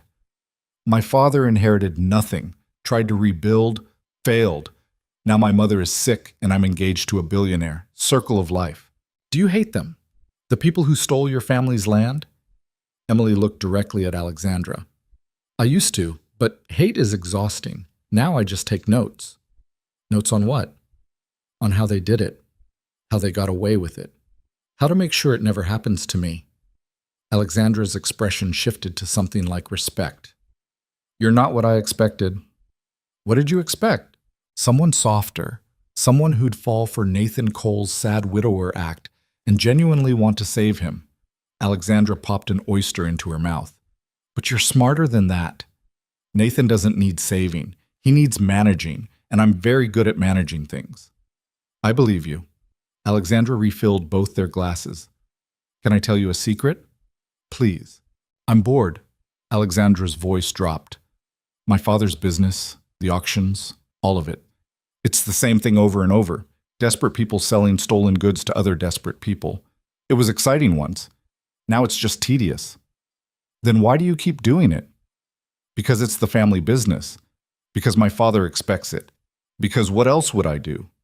Alexandra's smile was bitter. Walk away and become what? A legitimate businesswoman? That ship sailed 20 years ago. Emily heard the truth underneath the words. Alexandra was trapped. Maybe not the way Emily had been trapped, working doubles to pay medical bills, but trapped nonetheless. What would you do? Emily asked. If you could do anything. Alexandra was quiet for a moment. I'd disappear. Take enough money to never worry again and vanish. New name, new country, new life. Leave all this behind. Why don't you? Because my father would find me, and because I'm a coward. Alexandra's laugh was hollow. I talk about being dangerous and ruthless, but really, I'm just scared of being alone. Emily understood that fear intimately. You're not alone now, she said. Alexandra looked at her, really looked at her. No, I suppose I'm not. They drank more, talked more, and with each glass of champagne, Emily felt the line between Isabella and herself blurring further. By midnight, Alexandra was telling stories about auction disasters and criminal buyers who'd tried to cheat her father. By 1 a.m., Emily was laughing at jokes she shouldn't find funny. By 2 a.m., they were sharing a cigarette outside the bar, even though Emily had never smoked in her life. I have a proposition, Alexandra said, exhaling smoke into the cold night air. I'm listening. There's an opportunity coming up. Big money. My father is planning something in Sicily. He won't tell me details yet, but it involves reclaiming some old assets and leveraging them for a new operation. Alexandra turned to Emily. He's looking for investors, legitimate ones who can front the capital while we handle the execution. Emily's stomach tightened. This was it. The opening Nathan had predicted would come. How much capital? 50 million minimum, could go as high as 200 depending on the scope. And the return? Triple your investment within 6 months. Maybe quadruple if everything goes smoothly. Emily pretended to consider it. Nathan would never go for something that risky. So don't tell Nathan, use your own money. I don't have 50 million. Not yet. But you will once you're married. Alexandra's smile was sly. I'm just planting seeds for the future, Isabella. When you have access to Nathan's accounts, remember who your real friends are. Emily should have been horrified. Should have been disgusted that Alexandra was casually suggesting she embezzle from her fake fiancé. Instead, she smiled. I'll remember. They parted ways at 2:30. Alexandra's driver took her north. Emily caught a cab south, back to Nathan's penthouse where she'd been staying for the past 3 weeks. Marcus was waiting in the lobby. How did it go? He asked as they rode the elevator up. She trusts me. Or at least she wants to. Emily pulled off her heels, her feet aching. She mentioned something about Sicily, an operation her father is planning. Marcus's expression sharpened. Details? None yet. She said he's keeping it close, but they're looking for investors. That's our window. The elevator opened. Nathan was in the living room, still awake despite the hour, laptop open, Sophie's toys scattered around him. You're back, he said, looking up. How was it? Productive. Alexandra likes me, trusts me, thinks I'm using you for your money. Are you? Emily threw her shoes at him. Nathan caught them, grinning. She mentioned Sicily, Emily said, collapsing onto the couch. Something big. Her father is planning an operation there. Nathan's smile vanished. Sicily, your grandfather's vineyard. That's what I thought. Marcus pulled out his tablet. We've been monitoring Golden Viper communications. There's been increased activity around Corleone in the past month. Property transfers, security upgrades. Something's happening. They're fortifying, Nathan said, which means they're planning to use it as a base for something major. Emily stared at the ceiling. So what do we do? We get invited, Nathan said. If Alexandra trusts you, she'll bring you into the operation. Once you're inside, we can see what they're planning and stop it. And if I can't stop it? Nathan was quiet for a moment. Then we go to Sicily ourselves and burn it down. Emily sat up. You're serious. Your grandfather's land is the key to their operation. If we take it back, we take away their base, their security, their advantage. Nathan's eyes were hard. We hit them where they live. That's insane. That's war. Emily looked at Marcus. Is this actually possible? Tactically? Yes.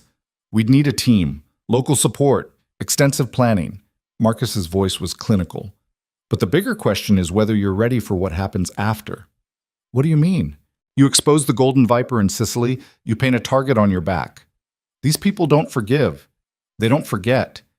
You'd be looking over your shoulder for the rest of your life. Emily thought about her grandfather, about the vineyard he'd lost, about dying in a nursing home, still believing justice would come. I'm already looking over my shoulder, she said. At least this way, I'm moving forward. Nathan stood up, crossing to the window. The city sprawled below them, millions of lights, millions of lives. There's something else, he said quietly. The files we recovered from the auction. Marcus found something. What? Marcus pulled up an image on his tablet. It was a document, old, written in Italian. Emily recognized the letterhead, a Sicilian land office. This is the original deed to your grandfather's vineyard, Marcus said, from 1962. It was in the Golden Viper's files. Emily's breath caught. Why would they keep that? Insurance. Proof of ownership in case anyone ever challenged them. But it also proves they stole it. Marcus zoomed in on a signature. This transfer document is a forgery. The notary seal is fake. The witness signatures don't match any records from that time period. So we can prove it was stolen. More than that, we can prove who stole it. Marcus pulled up another document. This is the shell corporation that took ownership, registered in Luxembourg, owned by a trust in the Caymans, and the beneficiary of that trust is Alexei Volkov, Emily whispered. Exactly. He's been using your family's land for 40 years, laundering money through it, hiding assets. It's the foundation of his entire operation. Nathan turned from the window. Which means if we take it back, we don't just get justice for your grandfather. We destroy everything Alexei built on stolen land. Emily stared at the documents. Her grandfather's name was there, faded but visible. Antonio Romano. A man she'd barely known. A man who'd died believing he'd failed his family. When do we leave? She asked. We need to wait for Alexandra to invite you in, Nathan said. If we move too soon, we tip our hand. And if she doesn't invite me? She will. You're exactly what she needs, someone wealthy, bored, and morally flexible enough to invest in criminal enterprise. Emily almost laughed. 3 weeks ago, she'd been a waitress worried about rent. Now she was posing as a morally flexible heiress planning to infiltrate an international crime syndicate. Her phone buzzed. A text from Alexandra. Had so much fun tonight. Let's do it again soon, maybe this weekend. I want you to meet my father properly. He's very interested in your family's connections.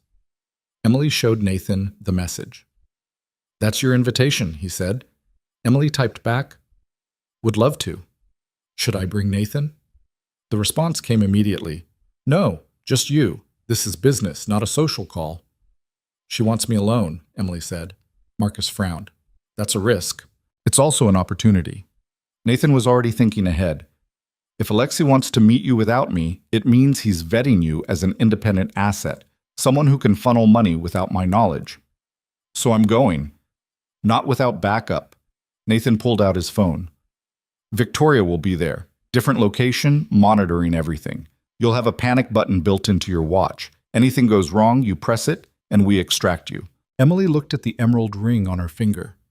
What if they search me? They won't. You're a potential investor, not a threat. They'll treat you like a valued guest. Nathan paused. Until they don't. Comforting. I'm not going to lie to you about the danger, but I'm also not going to let anything happen to you. Emily wanted to believe him, wanted to trust that Nathan could protect her from people who'd been killing with impunity for 40 years. Instead, she just nodded and sent Alexandra a confirmation. The weekend came faster than Emily expected. Alexandra's driver picked her up Saturday afternoon. The car was a black Mercedes with tinted windows and a driver who didn't speak. They drove north out of the city into Connecticut countryside that got progressively more isolated. Emily's watch felt heavy on her wrist. The panic button was disguised as a clasp. 3 taps, and Nathan's security team would mobilize. She didn't know if that made her feel safer or more terrified. They arrived at an estate that made the Hamptons auction house look modest. Gates, guards, acres of manicured lawn surrounding a mansion that belonged in a European castle catalog. Alexandra met her at the entrance. "Welcome to my father's weekend retreat," she said. "Try not to look impressed. He's very vain about it." "I'll do my best." Inside, the mansion was exactly what Emily expected. Too much money spent trying to prove something. Art that screamed expensive. Furniture that prioritized appearance over comfort.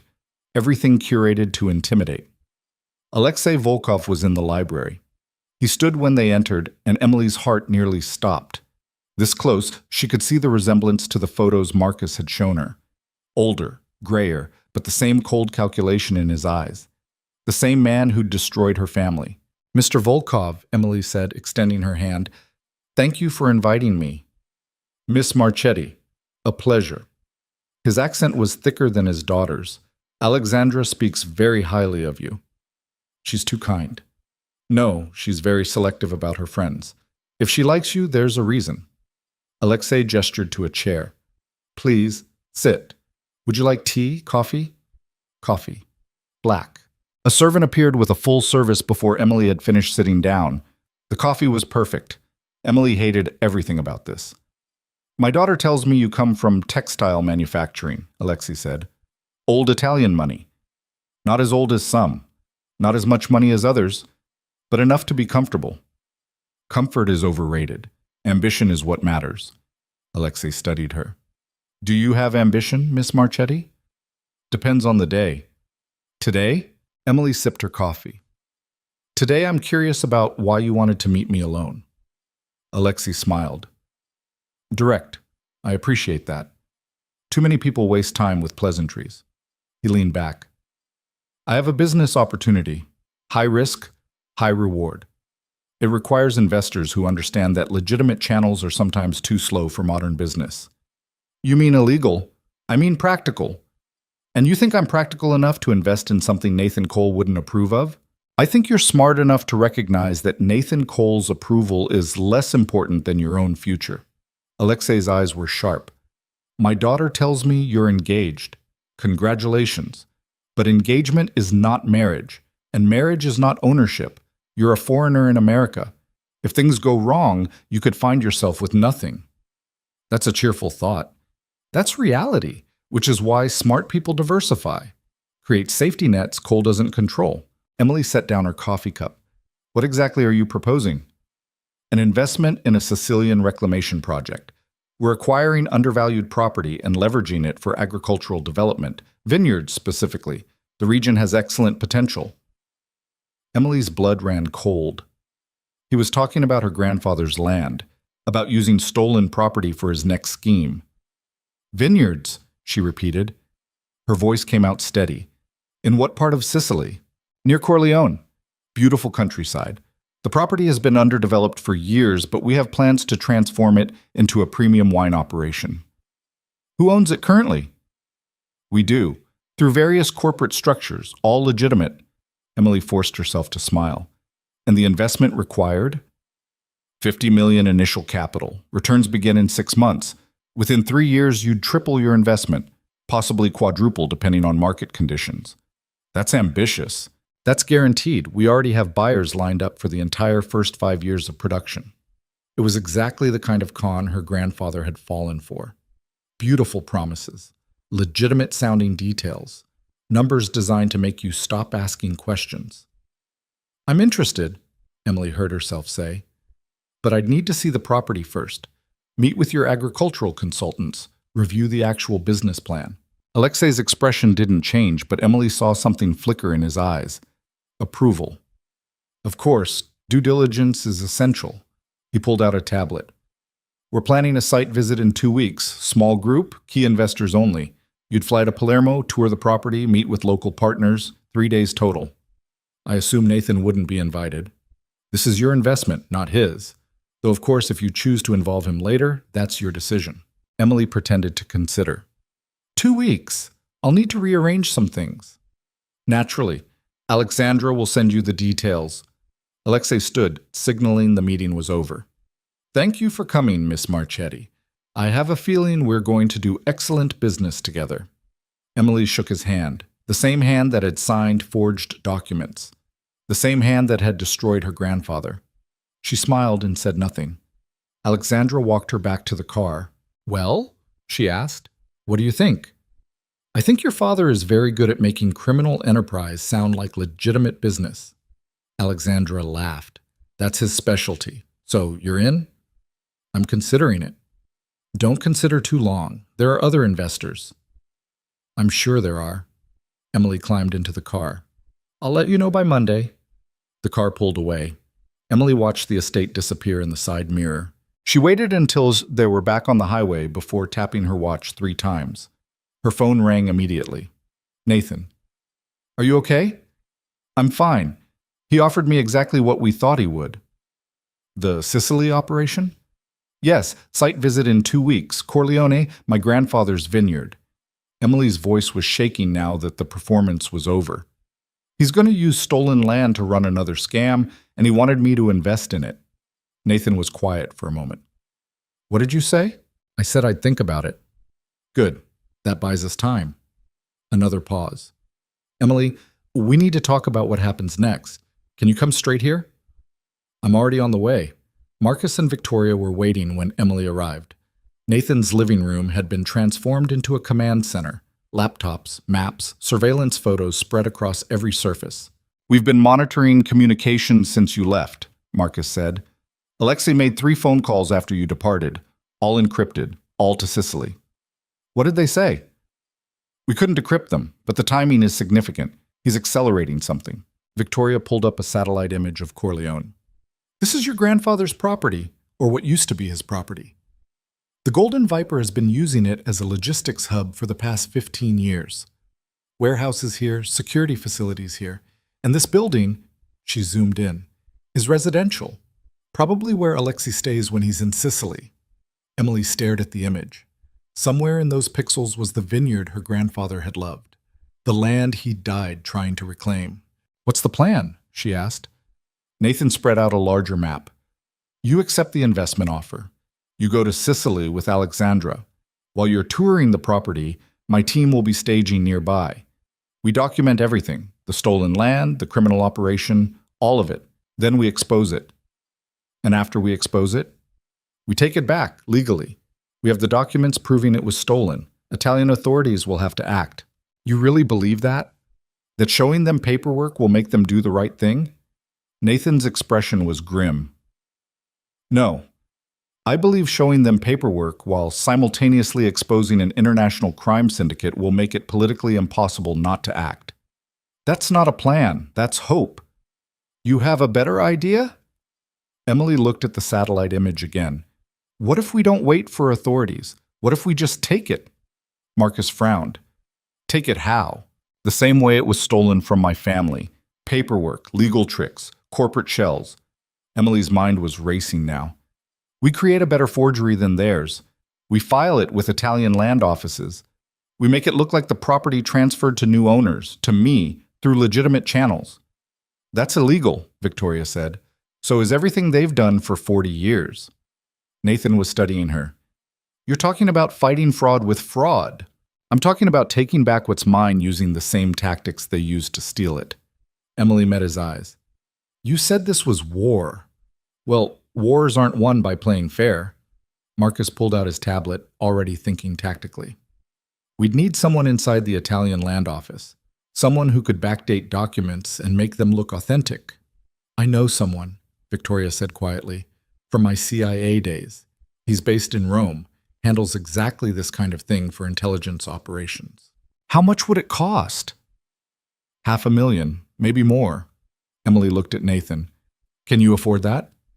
Can you afford not to do this? She couldn't.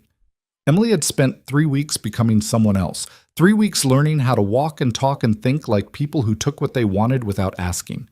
3 weeks pretending to be Isabella Marchetti. Maybe it was time to stop pretending and start taking. Make the call, she said to Victoria. Nathan crossed to the window. If we do this, there's no going back. We'll be committing fraud in a foreign country against an organization that kills people for less. I know. And if it goes wrong, if we get caught, I can't protect you from Italian prison. I'm not asking you to protect me. I'm asking you to help me finish what my grandfather started. Nathan turned. Then we need to do this right. No mistakes. No improvisation. We plan everything down to the minute.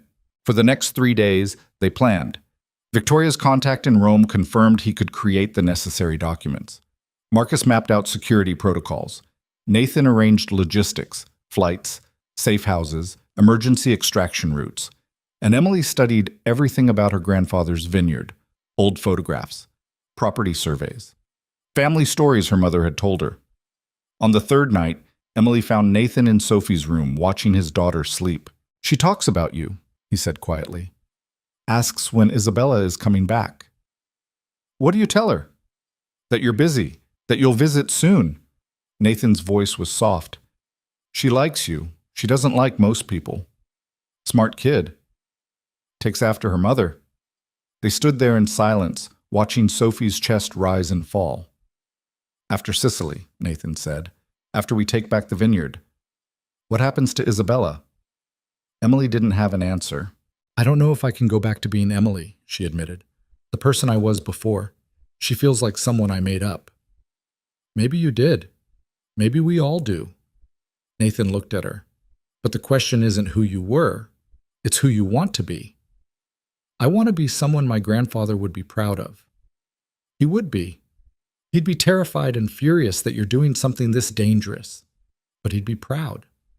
Emily touched the emerald ring, still on her finger after 3 weeks. When this is over, she said, I should probably give this back. Why? Because it's not real. None of this is real. Nathan took her hand. Emily, I gave you my mother's ring because I thought you deserved it. Not Isabella, you. And regardless of what happens in Sicily, that hasn't changed. Emily's throat tightened. Don't. Don't what? Don't make this complicated. It's already complicated. It's been complicated since the night you saved me at Celestine. That was different. I was different. No.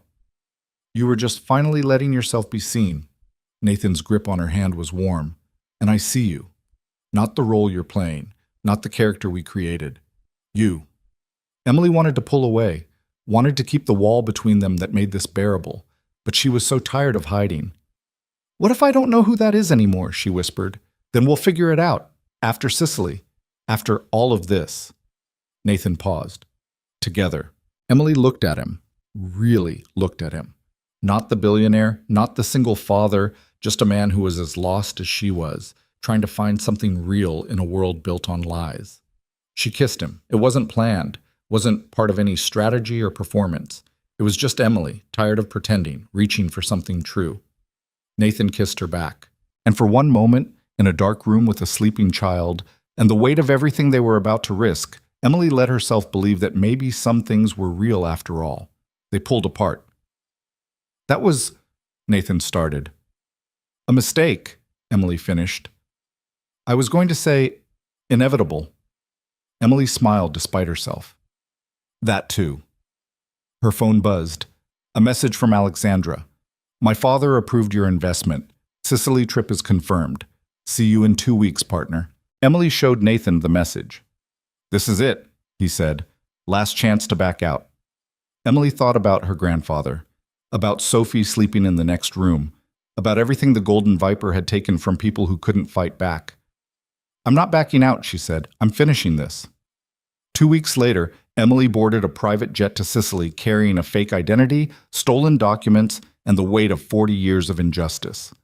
The war was about to reach its end, and someone was going to lose everything. Sicily looked different than Emily had imagined. She'd expected something picturesque, rolling hills, ancient villages, the romantic Italy from travel magazines. Instead, the landscape outside the car window was harsh and beautiful in equal measure. Dry earth, twisted olive trees, mountains that looked like they'd been there since the world began.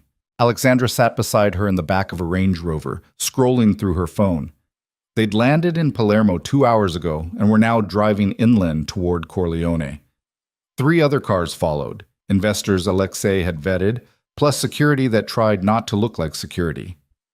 You're quiet, Alexandra said without looking up. Just thinking. About? Whether I'm making a massive mistake investing $50 million in Sicilian vineyards with people I barely know. Alexandra smiled. Smart. You should be nervous. Anyone who isn't nervous around my father is an idiot. That's not reassuring. It's not supposed to be. It's honest. Alexandra finally looked at her. Are you going to back out? Emily thought about Nathan, waiting in a villa 20 kilometers away with Marcus and Victoria. Thought about the forged documents already filed with the land office in Palermo. Thought about her grandfather dying in a nursing home, still believing justice would come. No, she said. I'm not backing out. Good. Because we're here. The car turned off the main road onto a private drive. Gates opened automatically, and then Emily saw it. Her grandfather's vineyard. It looked nothing like the photographs. The main house was still there, old stone, terracotta roof, exactly as her mother had described. But everything else had been transformed. Warehouses where grape fields should have been. Security fences. Guard posts. The bones of the vineyard were visible underneath, like a body that had been dissected and repurposed for parts. Emily's hands clenched in her lap. Impressive, isn't it? Alexandra said. My father bought this property for nothing 30 years ago. Now it's worth $20 million just in infrastructure. Bought, not stole. Emily bit her tongue hard enough to taste copper.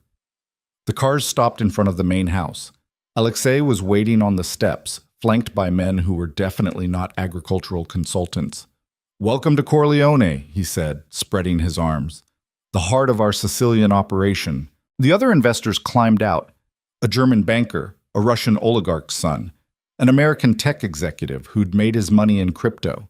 All of them carrying briefcases full of money they thought was going to make them richer. Emily followed Alexandra inside. The house had been gutted. What should have been her great-grandmother's kitchen was now an office full of computers. The living room where her grandfather had been born was a conference room with a massive table. Every trace of the Romano family had been erased and replaced with the sterile efficiency of criminal enterprise. We'll start with a tour, Alexei announced, then lunch, then we'll discuss terms of investment. He led them through the property, pointing out features like he was showing off a legitimate business. The warehouses that optimized logistics, the security system that protected valuable agricultural equipment, the renovated wine cellars that were actually storage for whatever the Golden Viper was trafficking this month. Emily forced herself to smile, to nod, to play the role of Isabella Marchetti, bored heiress who saw only profit margins. But inside she was counting, guard positions, camera placements, exit routes, everything Nathan would need if this went wrong. They reached the vineyard itself, or what was left of it, a few acres in the back that Alexei had kept for authenticity, old vines that had somehow survived 40 years of neglect. These are the original plants, Alexei said proudly. Some are over 100 years old. The previous owner apparently cared about them very much. Emily stopped walking. What happened to the previous owner? She asked. Her voice came out steady. Who knows? Some local family. They sold it and moved on. Alexei shrugged. Ancient history. You mean you stole it? The words were out before Emily could stop them. The entire group went silent. Alexei turned slowly. I'm sorry? Emily's heart was hammering, but her voice stayed calm. You stole this property. The previous owner didn't sell it. You forged documents and took it. Alexandra grabbed her arm. Isabella, what are you? My name isn't Isabella. Emily pulled her arm free. It's Emily. Emily Romano. And this vineyard belonged to my grandfather. For 3 seconds, nobody moved. Then Alexei started laughing. Romano, he said, like he was tasting the word. Antonio Romano. I remember now. Stubborn old man. Refused to accept reality even when we showed him the paperwork. The forged paperwork. The legal paperwork signed by a notary. Witnessed. Completely legitimate in the eyes of Italian law. Alexei's smile was cold. Your grandfather was a fool who made bad investments. We simply capitalized on his mistakes. You destroyed my family. No. We gave your family exactly what they deserved for being weak. Alexei stepped closer. And now you come here pretending to be someone else, thinking you can do what? Get revenge? Take back land you have no claim to?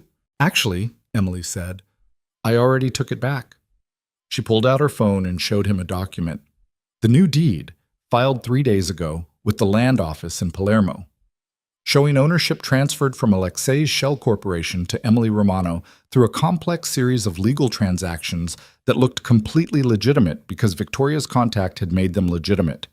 Alexei snatched the phone, reading. His face went white. This is impossible.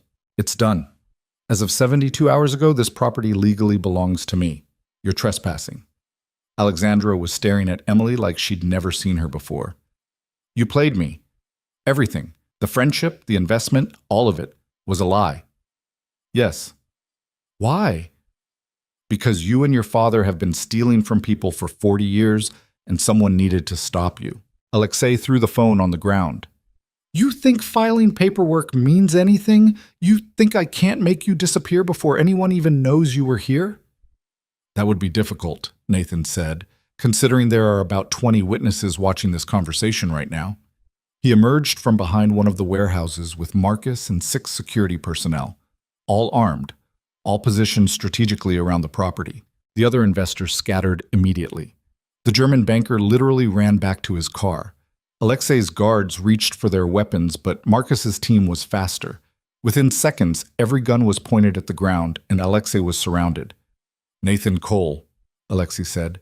His voice was still calm, but Emily could see the calculation behind his eyes. This is unexpected. Is it? You tried to steal from me. My fiancé stopped you. Did you really think I'd let that go?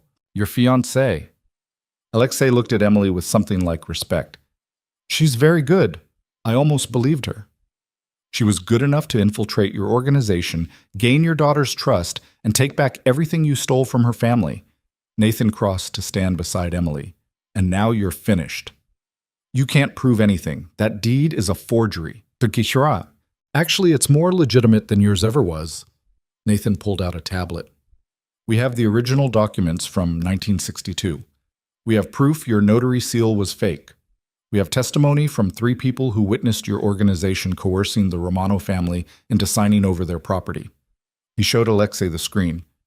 And we have Italian authorities standing by to arrest you the moment we make the call. Alexei's expression finally cracked. You're bluffing. Am I? Nathan looked at Marcus. Make the call. Marcus pulled out his phone. Wait, Alexandra said.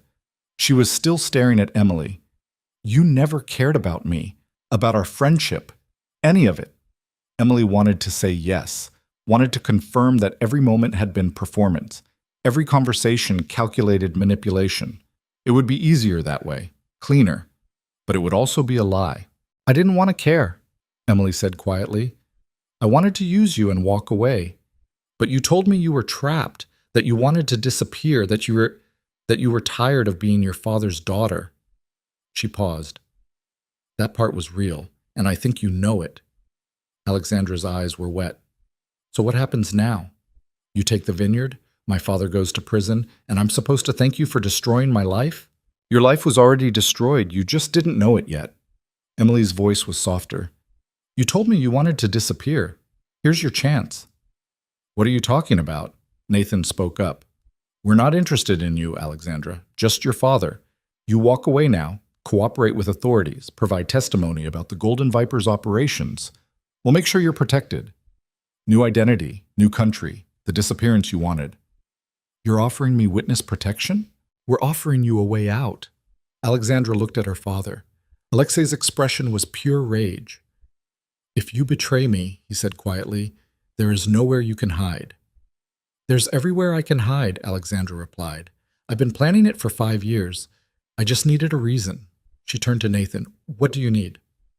Everything. Names, accounts, operations, where the bodies are buried, literally and figuratively. And you'll protect me? Yes. Alexandra took a breath. Then she pulled out her phone and started talking. She talked for 2 hours, gave Marcus access to encrypted files, named names that made Nathan's security team exchange glances, described operations across 4 continents that would take law enforcement years to fully investigate. And through it all, Alexei stood silent, watching his daughter destroy everything he'd built. When she finally finished, Marcus made a call. Within 30 minutes, Italian police arrived in force. Carabinieri. Financial crimes investigators. Enough official presence that Alexei's remaining guards surrendered without a fight. Emily watched as they put handcuffs on the man who destroyed her grandfather. Watched him being led to a police car. Watched him look back at the vineyard one last time. It was never yours, Emily said. Her voice carried across the courtyard. And now everyone knows it. Alexei didn't respond. But Emily saw something in his face that might have been recognition. Not remorse, not shame. Just the simple acknowledgement that he'd finally lost. The police cars drove away. The other investors had fled hours ago. The property was empty except for Emily, Nathan, Marcus, Victoria, and Alexandra. What happens to me now? Alexandra asked. Victoria stepped forward. There's a flight to Athens in 4 hours. From there, you'll go to a safe house in Prague. New documents, new identity. You'll never be Alexandra Volkov again. Good. I hated being her anyway. Alexandra looked at Emily one last time. For what it's worth, I meant what I said that night at the bar, about being bored, about wanting to disappear. That was real. I know. And I really did like you, or at least I liked who I thought you were. Emily almost smiled. I liked who I thought I was too. Turns out we were both pretending. Maybe that's all any of us can do. Pretend until it becomes real enough to matter. Alexandra picked up her bag. Goodbye, Emily Romano. Goodbye, Alexandra. Victoria led her away toward a waiting car. Emily watched until they disappeared down the drive. Then it was just her and Nathan standing in the courtyard of her grandfather's vineyard. It's yours now, Nathan said quietly. Legally. Completely. No one can take it from you. Emily looked at the old stone house, the neglected vines, the warehouses that would need to be torn down, the entire property that represented 40 years of injustice finally corrected. She should have felt victorious. Instead, she just felt tired. My grandfather spent his whole life trying to get this back, she said. He died believing he'd failed. And now I'm standing here, and he's not. He never got to see justice. But he raised a daughter who raised you, and you did what he couldn't. Nathan's voice was gentle. That's not failure. That's legacy. Emily walked to the vineyard, to the old vines Alexei had kept. Her grandfather had planted these, had tended them, had believed they'd still be here when he came home. She touched one of the vines and felt the rough bark under her palm. What do I do with it now? She asked. I don't know anything about running a vineyard. You could sell it, use the money to take care of your mother, live comfortably for the rest of your life. I could. Or? Emily looked at the mountains in the distance, the harsh, beautiful landscape that her family had called home for generations. Or I could stay, she said. Tear down the warehouses, replant the fields, turn this back into what it was supposed to be. That would take years. I have years. It would take money. You owe me approximately 6 weeks of salary at $20,000 a week. Emily calculated in her head. Call it $120,000. Nathan laughed. I think we can do better than that. I don't want charity. It's not charity. It's an investment. You help me rebuild this vineyard, I'll help you build a legitimate wine business. Partners. Emily turned to look at him. We tried being partners. It got complicated. It was always complicated. Nathan stepped closer. But that doesn't make it wrong. What are you saying? I'm saying Sophie asked when you're coming home, and I realized I didn't have an answer because I don't know if you consider my penthouse home anymore. Emily's throat tightened. Nathan, you don't have to decide now. You don't have to decide ever. But I need you to know that whatever you choose, staying here, going back to New York, disappearing like Alexandra, I'll support it. Because the woman I fell for isn't Isabella Marchetti. It's Emily Romano. And Emily deserves to choose her own future. Emily wanted to say something profound, something worthy of the moment. Instead, she just stood there with tears running down her face in the courtyard of her grandfather's vineyard. I kissed you, she said finally, in Sophie's room, and you said it was inevitable. It was. Was it also real? Nathan took her hand, the one wearing his mother's ring. Every moment with you has been real, even the parts we were pretending. Emily kissed him again. Not because it was strategic, not because it fit some plan, just because she was tired of being afraid of what was real. When they pulled apart, the sun was setting over the Sicilian mountains, painting everything gold. I need time, Emily said, to figure out who I am without the performance, without Isabella. How much time? I don't know, months maybe. I want to stay here, fix the vineyard, learn how to be Emily Romano in a place that remembers my family. Alone? Emily squeezed his hand. I need to be alone for a while, to rebuild this place, to rebuild myself. I understand. But Nathan, she looked at him. When I'm ready, when I know who I am without all the lies, I want to come back, to New York, to you and Sophie, if you'll have me. We'll have you, we'll always have you. They stood there as the sun disappeared and the stars came out over Sicily. And Emily felt something she hadn't felt in years. Peace. 3 months later, Emily stood in the same courtyard watching workers tear down the last warehouse. The property was slowly transforming, new vines planted, old buildings restored. It would be years before the vineyard produced wine worth selling, but she could see the shape of it now, could see what her grandfather had envisioned. Her mother had come to visit last month, had walked through the house crying, recognizing rooms from stories her father had told. Had touched the same vines Emily touched and said they remembered. Emily didn't know if vines could remember, but she let her mother believe it anyway. Her phone rang. Nathan's name on the screen.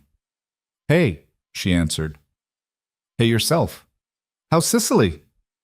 Dusty, hot, perfect. Sophie wants to know when you're coming to visit. Tell her soon, maybe next month. She also wants to know if you're still going to marry her daddy. Emily laughed. What did you tell her? That it's complicated. Good answer. Nathan was quiet for a moment. I miss you. I miss you too. But you're not ready to come back. Not yet. The vineyard needs me, and I need to finish what I started here. I know, I'm not asking you to choose between Sicily and New York. I'm just saying we're here when you're ready. Emily looked at the emerald ring, still on her finger after 5 months. I'm still wearing your mother's ring. I know, I can see it. Emily looked up. Nathan was standing at the gate with Sophie holding his hand. Surprise, he said, grinning.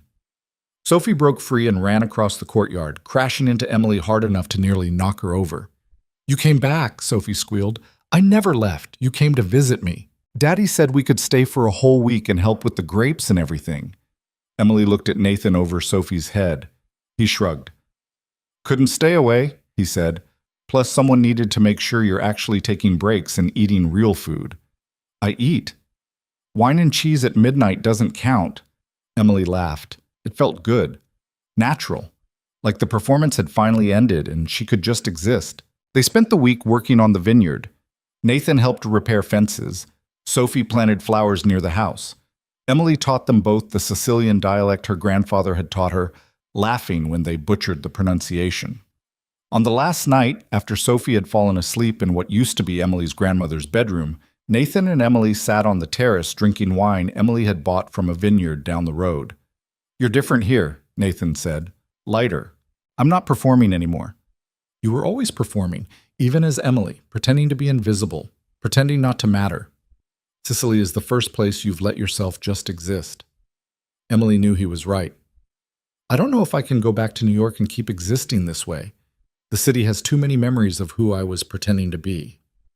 So don't go back to being that person. Be this one. The woman covered in dirt who smells like fertilizer? The woman who took back her family's legacy and turned it into something beautiful.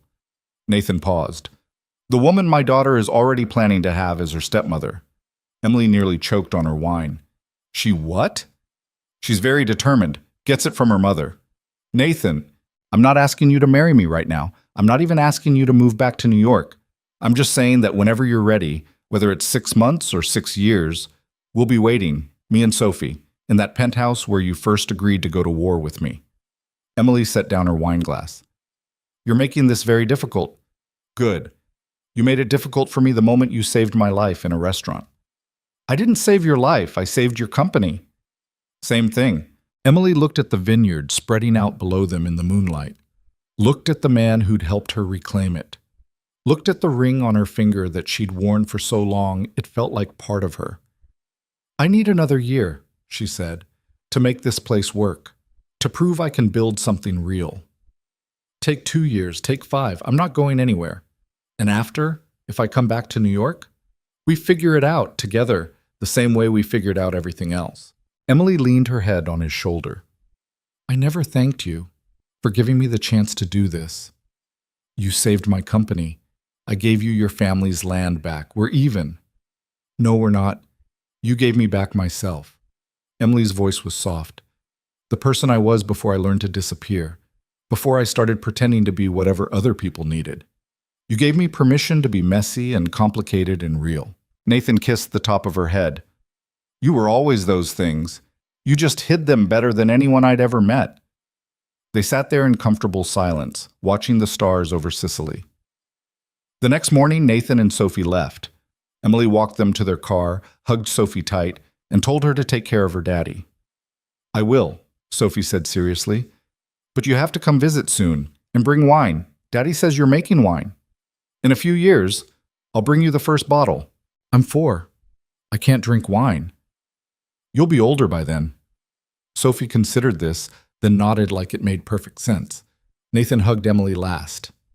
A year, he said. A year, she confirmed. I'll call every week. You better. They drove away and Emily stood alone in the courtyard of her grandfather's vineyard. She wasn't lonely, wasn't scared, wasn't pretending to be anyone except herself. For the first time in 30 years, Emily Romano knew exactly who she was. The months passed, the vineyard grew. Emily hired local workers who remembered her grandfather and told her stories about the land before it was stolen. She learned to tend vines from old men who'd been doing it their whole lives. She learned to make wine from women who'd learned from their grandmothers. And slowly, bottle by bottle, row by row, she brought the vineyard back to life. Nathan called every week like he'd promised. Sometimes Sophie would steal the phone and tell Emily about school or the new playground in Central Park, or the book Nathan had read her 17 times. Sometimes they'd video chat and Emily would show them the progress on the vineyard. Sometimes they'd just talk about nothing important until Emily realized an hour had passed. A year turned into 18 months. On a spring morning, Emily bottled the first wine from her grandfather's vines. It wasn't sophisticated, wasn't going to win awards, but it was real and it was hers, and it tasted like justice. She packed a case and flew to New York. Nathan was waiting at the airport with Sophie, who was bigger now, almost 6. Sophie ran to Emily and didn't let go for a full minute. You came back, Sophie said into Emily's shoulder. I promised I would. Are you staying? Emily looked at Nathan over Sophie's head. For a while, she said. If that's okay. It's more than okay, Nathan said. They drove back to the penthouse. Emily's room was exactly as she'd left it, clothes still in the closet, books on the nightstand, everything waiting like she'd only been gone a day. That night, Emily opened one of the bottles from Sicily. She poured glasses for herself and Nathan while Sophie watched with great interest. To your grandfather, Nathan said, raising his glass.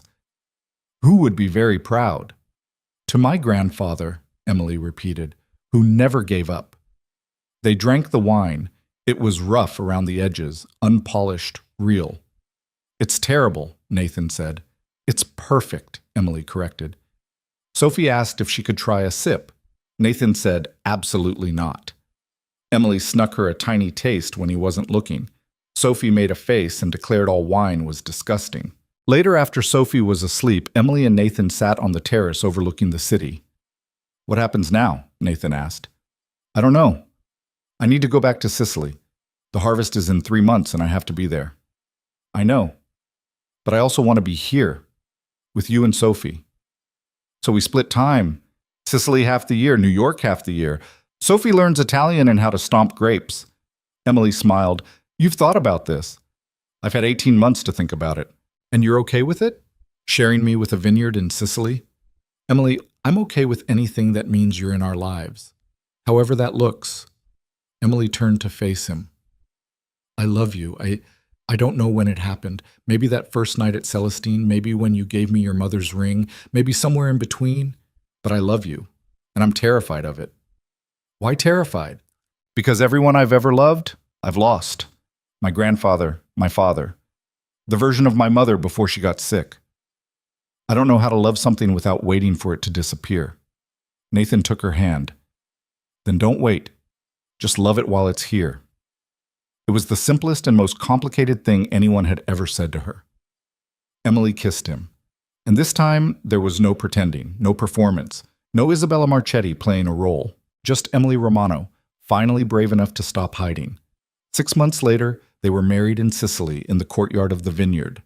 Small ceremony, close friends. Sophia's flower girl taking her job very seriously. Emily's mother crying in the front row. Marcus and Victoria providing security that nobody needed because for once there were no criminals to fight. Alexandra sent a postcard from somewhere in South America. Just 3 words. "Congratulations." Still disappeared. Emily kept it on her dresser. They split their time between Sicily and New York exactly as planned. Sophie learned to speak Sicilian with an accent that made the local workers laugh. Nathan invested in expanding the vineyard, building a proper winery, creating something legitimate from land that had been used for crime. The first commercial vintage came out 3 years after Emily reclaimed the property. It wasn't the best wine in Sicily, but it was honest. And people bought it because Emily didn't hide the story. She put it right on the label. Romano Vineyard. Stolen 1987. Reclaimed 2026. Wine critics called it gimmicky. Wine drinkers called it justice. Emily called it home. On the 5th anniversary of the night she'd exposed Alexei Volkov at Celestine, Emily stood in the vineyard at sunset with Nathan and Sophie. They'd released a new vintage that morning. The bottles were already selling out. "Your grandfather would be proud," Nathan said. Emily thought about that, about the old man who died still fighting, still believing that someday someone would make things right. "I think he'd be surprised," she said. "I'm not sure he'd believe that the shy granddaughter who barely spoke at family dinners would end up here." People surprise themselves when they stop hiding. Sophie was running between the vines, chasing fireflies in the fading light. She looked happy, free, like a child who'd never learned to be afraid. "Thank you," Emily said to Nathan. "For what?" "For seeing me when I was invisible. For giving me permission to stop pretending. For waiting 18 months while I figured out who I was." She paused. "For loving me even when I was someone else." "You were never someone else. You were always Emily. You just needed to remember." They stood there as the sun disappeared and the stars came out over Sicily. The same stars that had watched Emily's grandfather plant these vines. The same stars that had watched everything get stolen. The same stars that now watched it all come home. And Emily realized something she'd spent her whole life missing. Justice wasn't about revenge.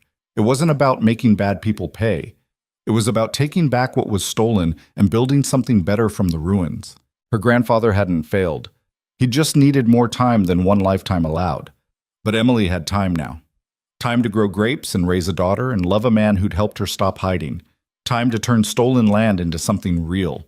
Time to prove that sometimes the invisible people nobody notices are exactly the ones who change everything. Sophie ran back to them, breathless and laughing. "I caught one," she announced, cupping her hands carefully. "A firefly." "Let me see," Emily said. Sophie opened her hands just enough to show the small light flickering inside. "Make a wish and let it go." Emily told her. What should I wish for? Emily looked at Nathan, at the vineyard, at the life she'd built from the ashes of her family's loss.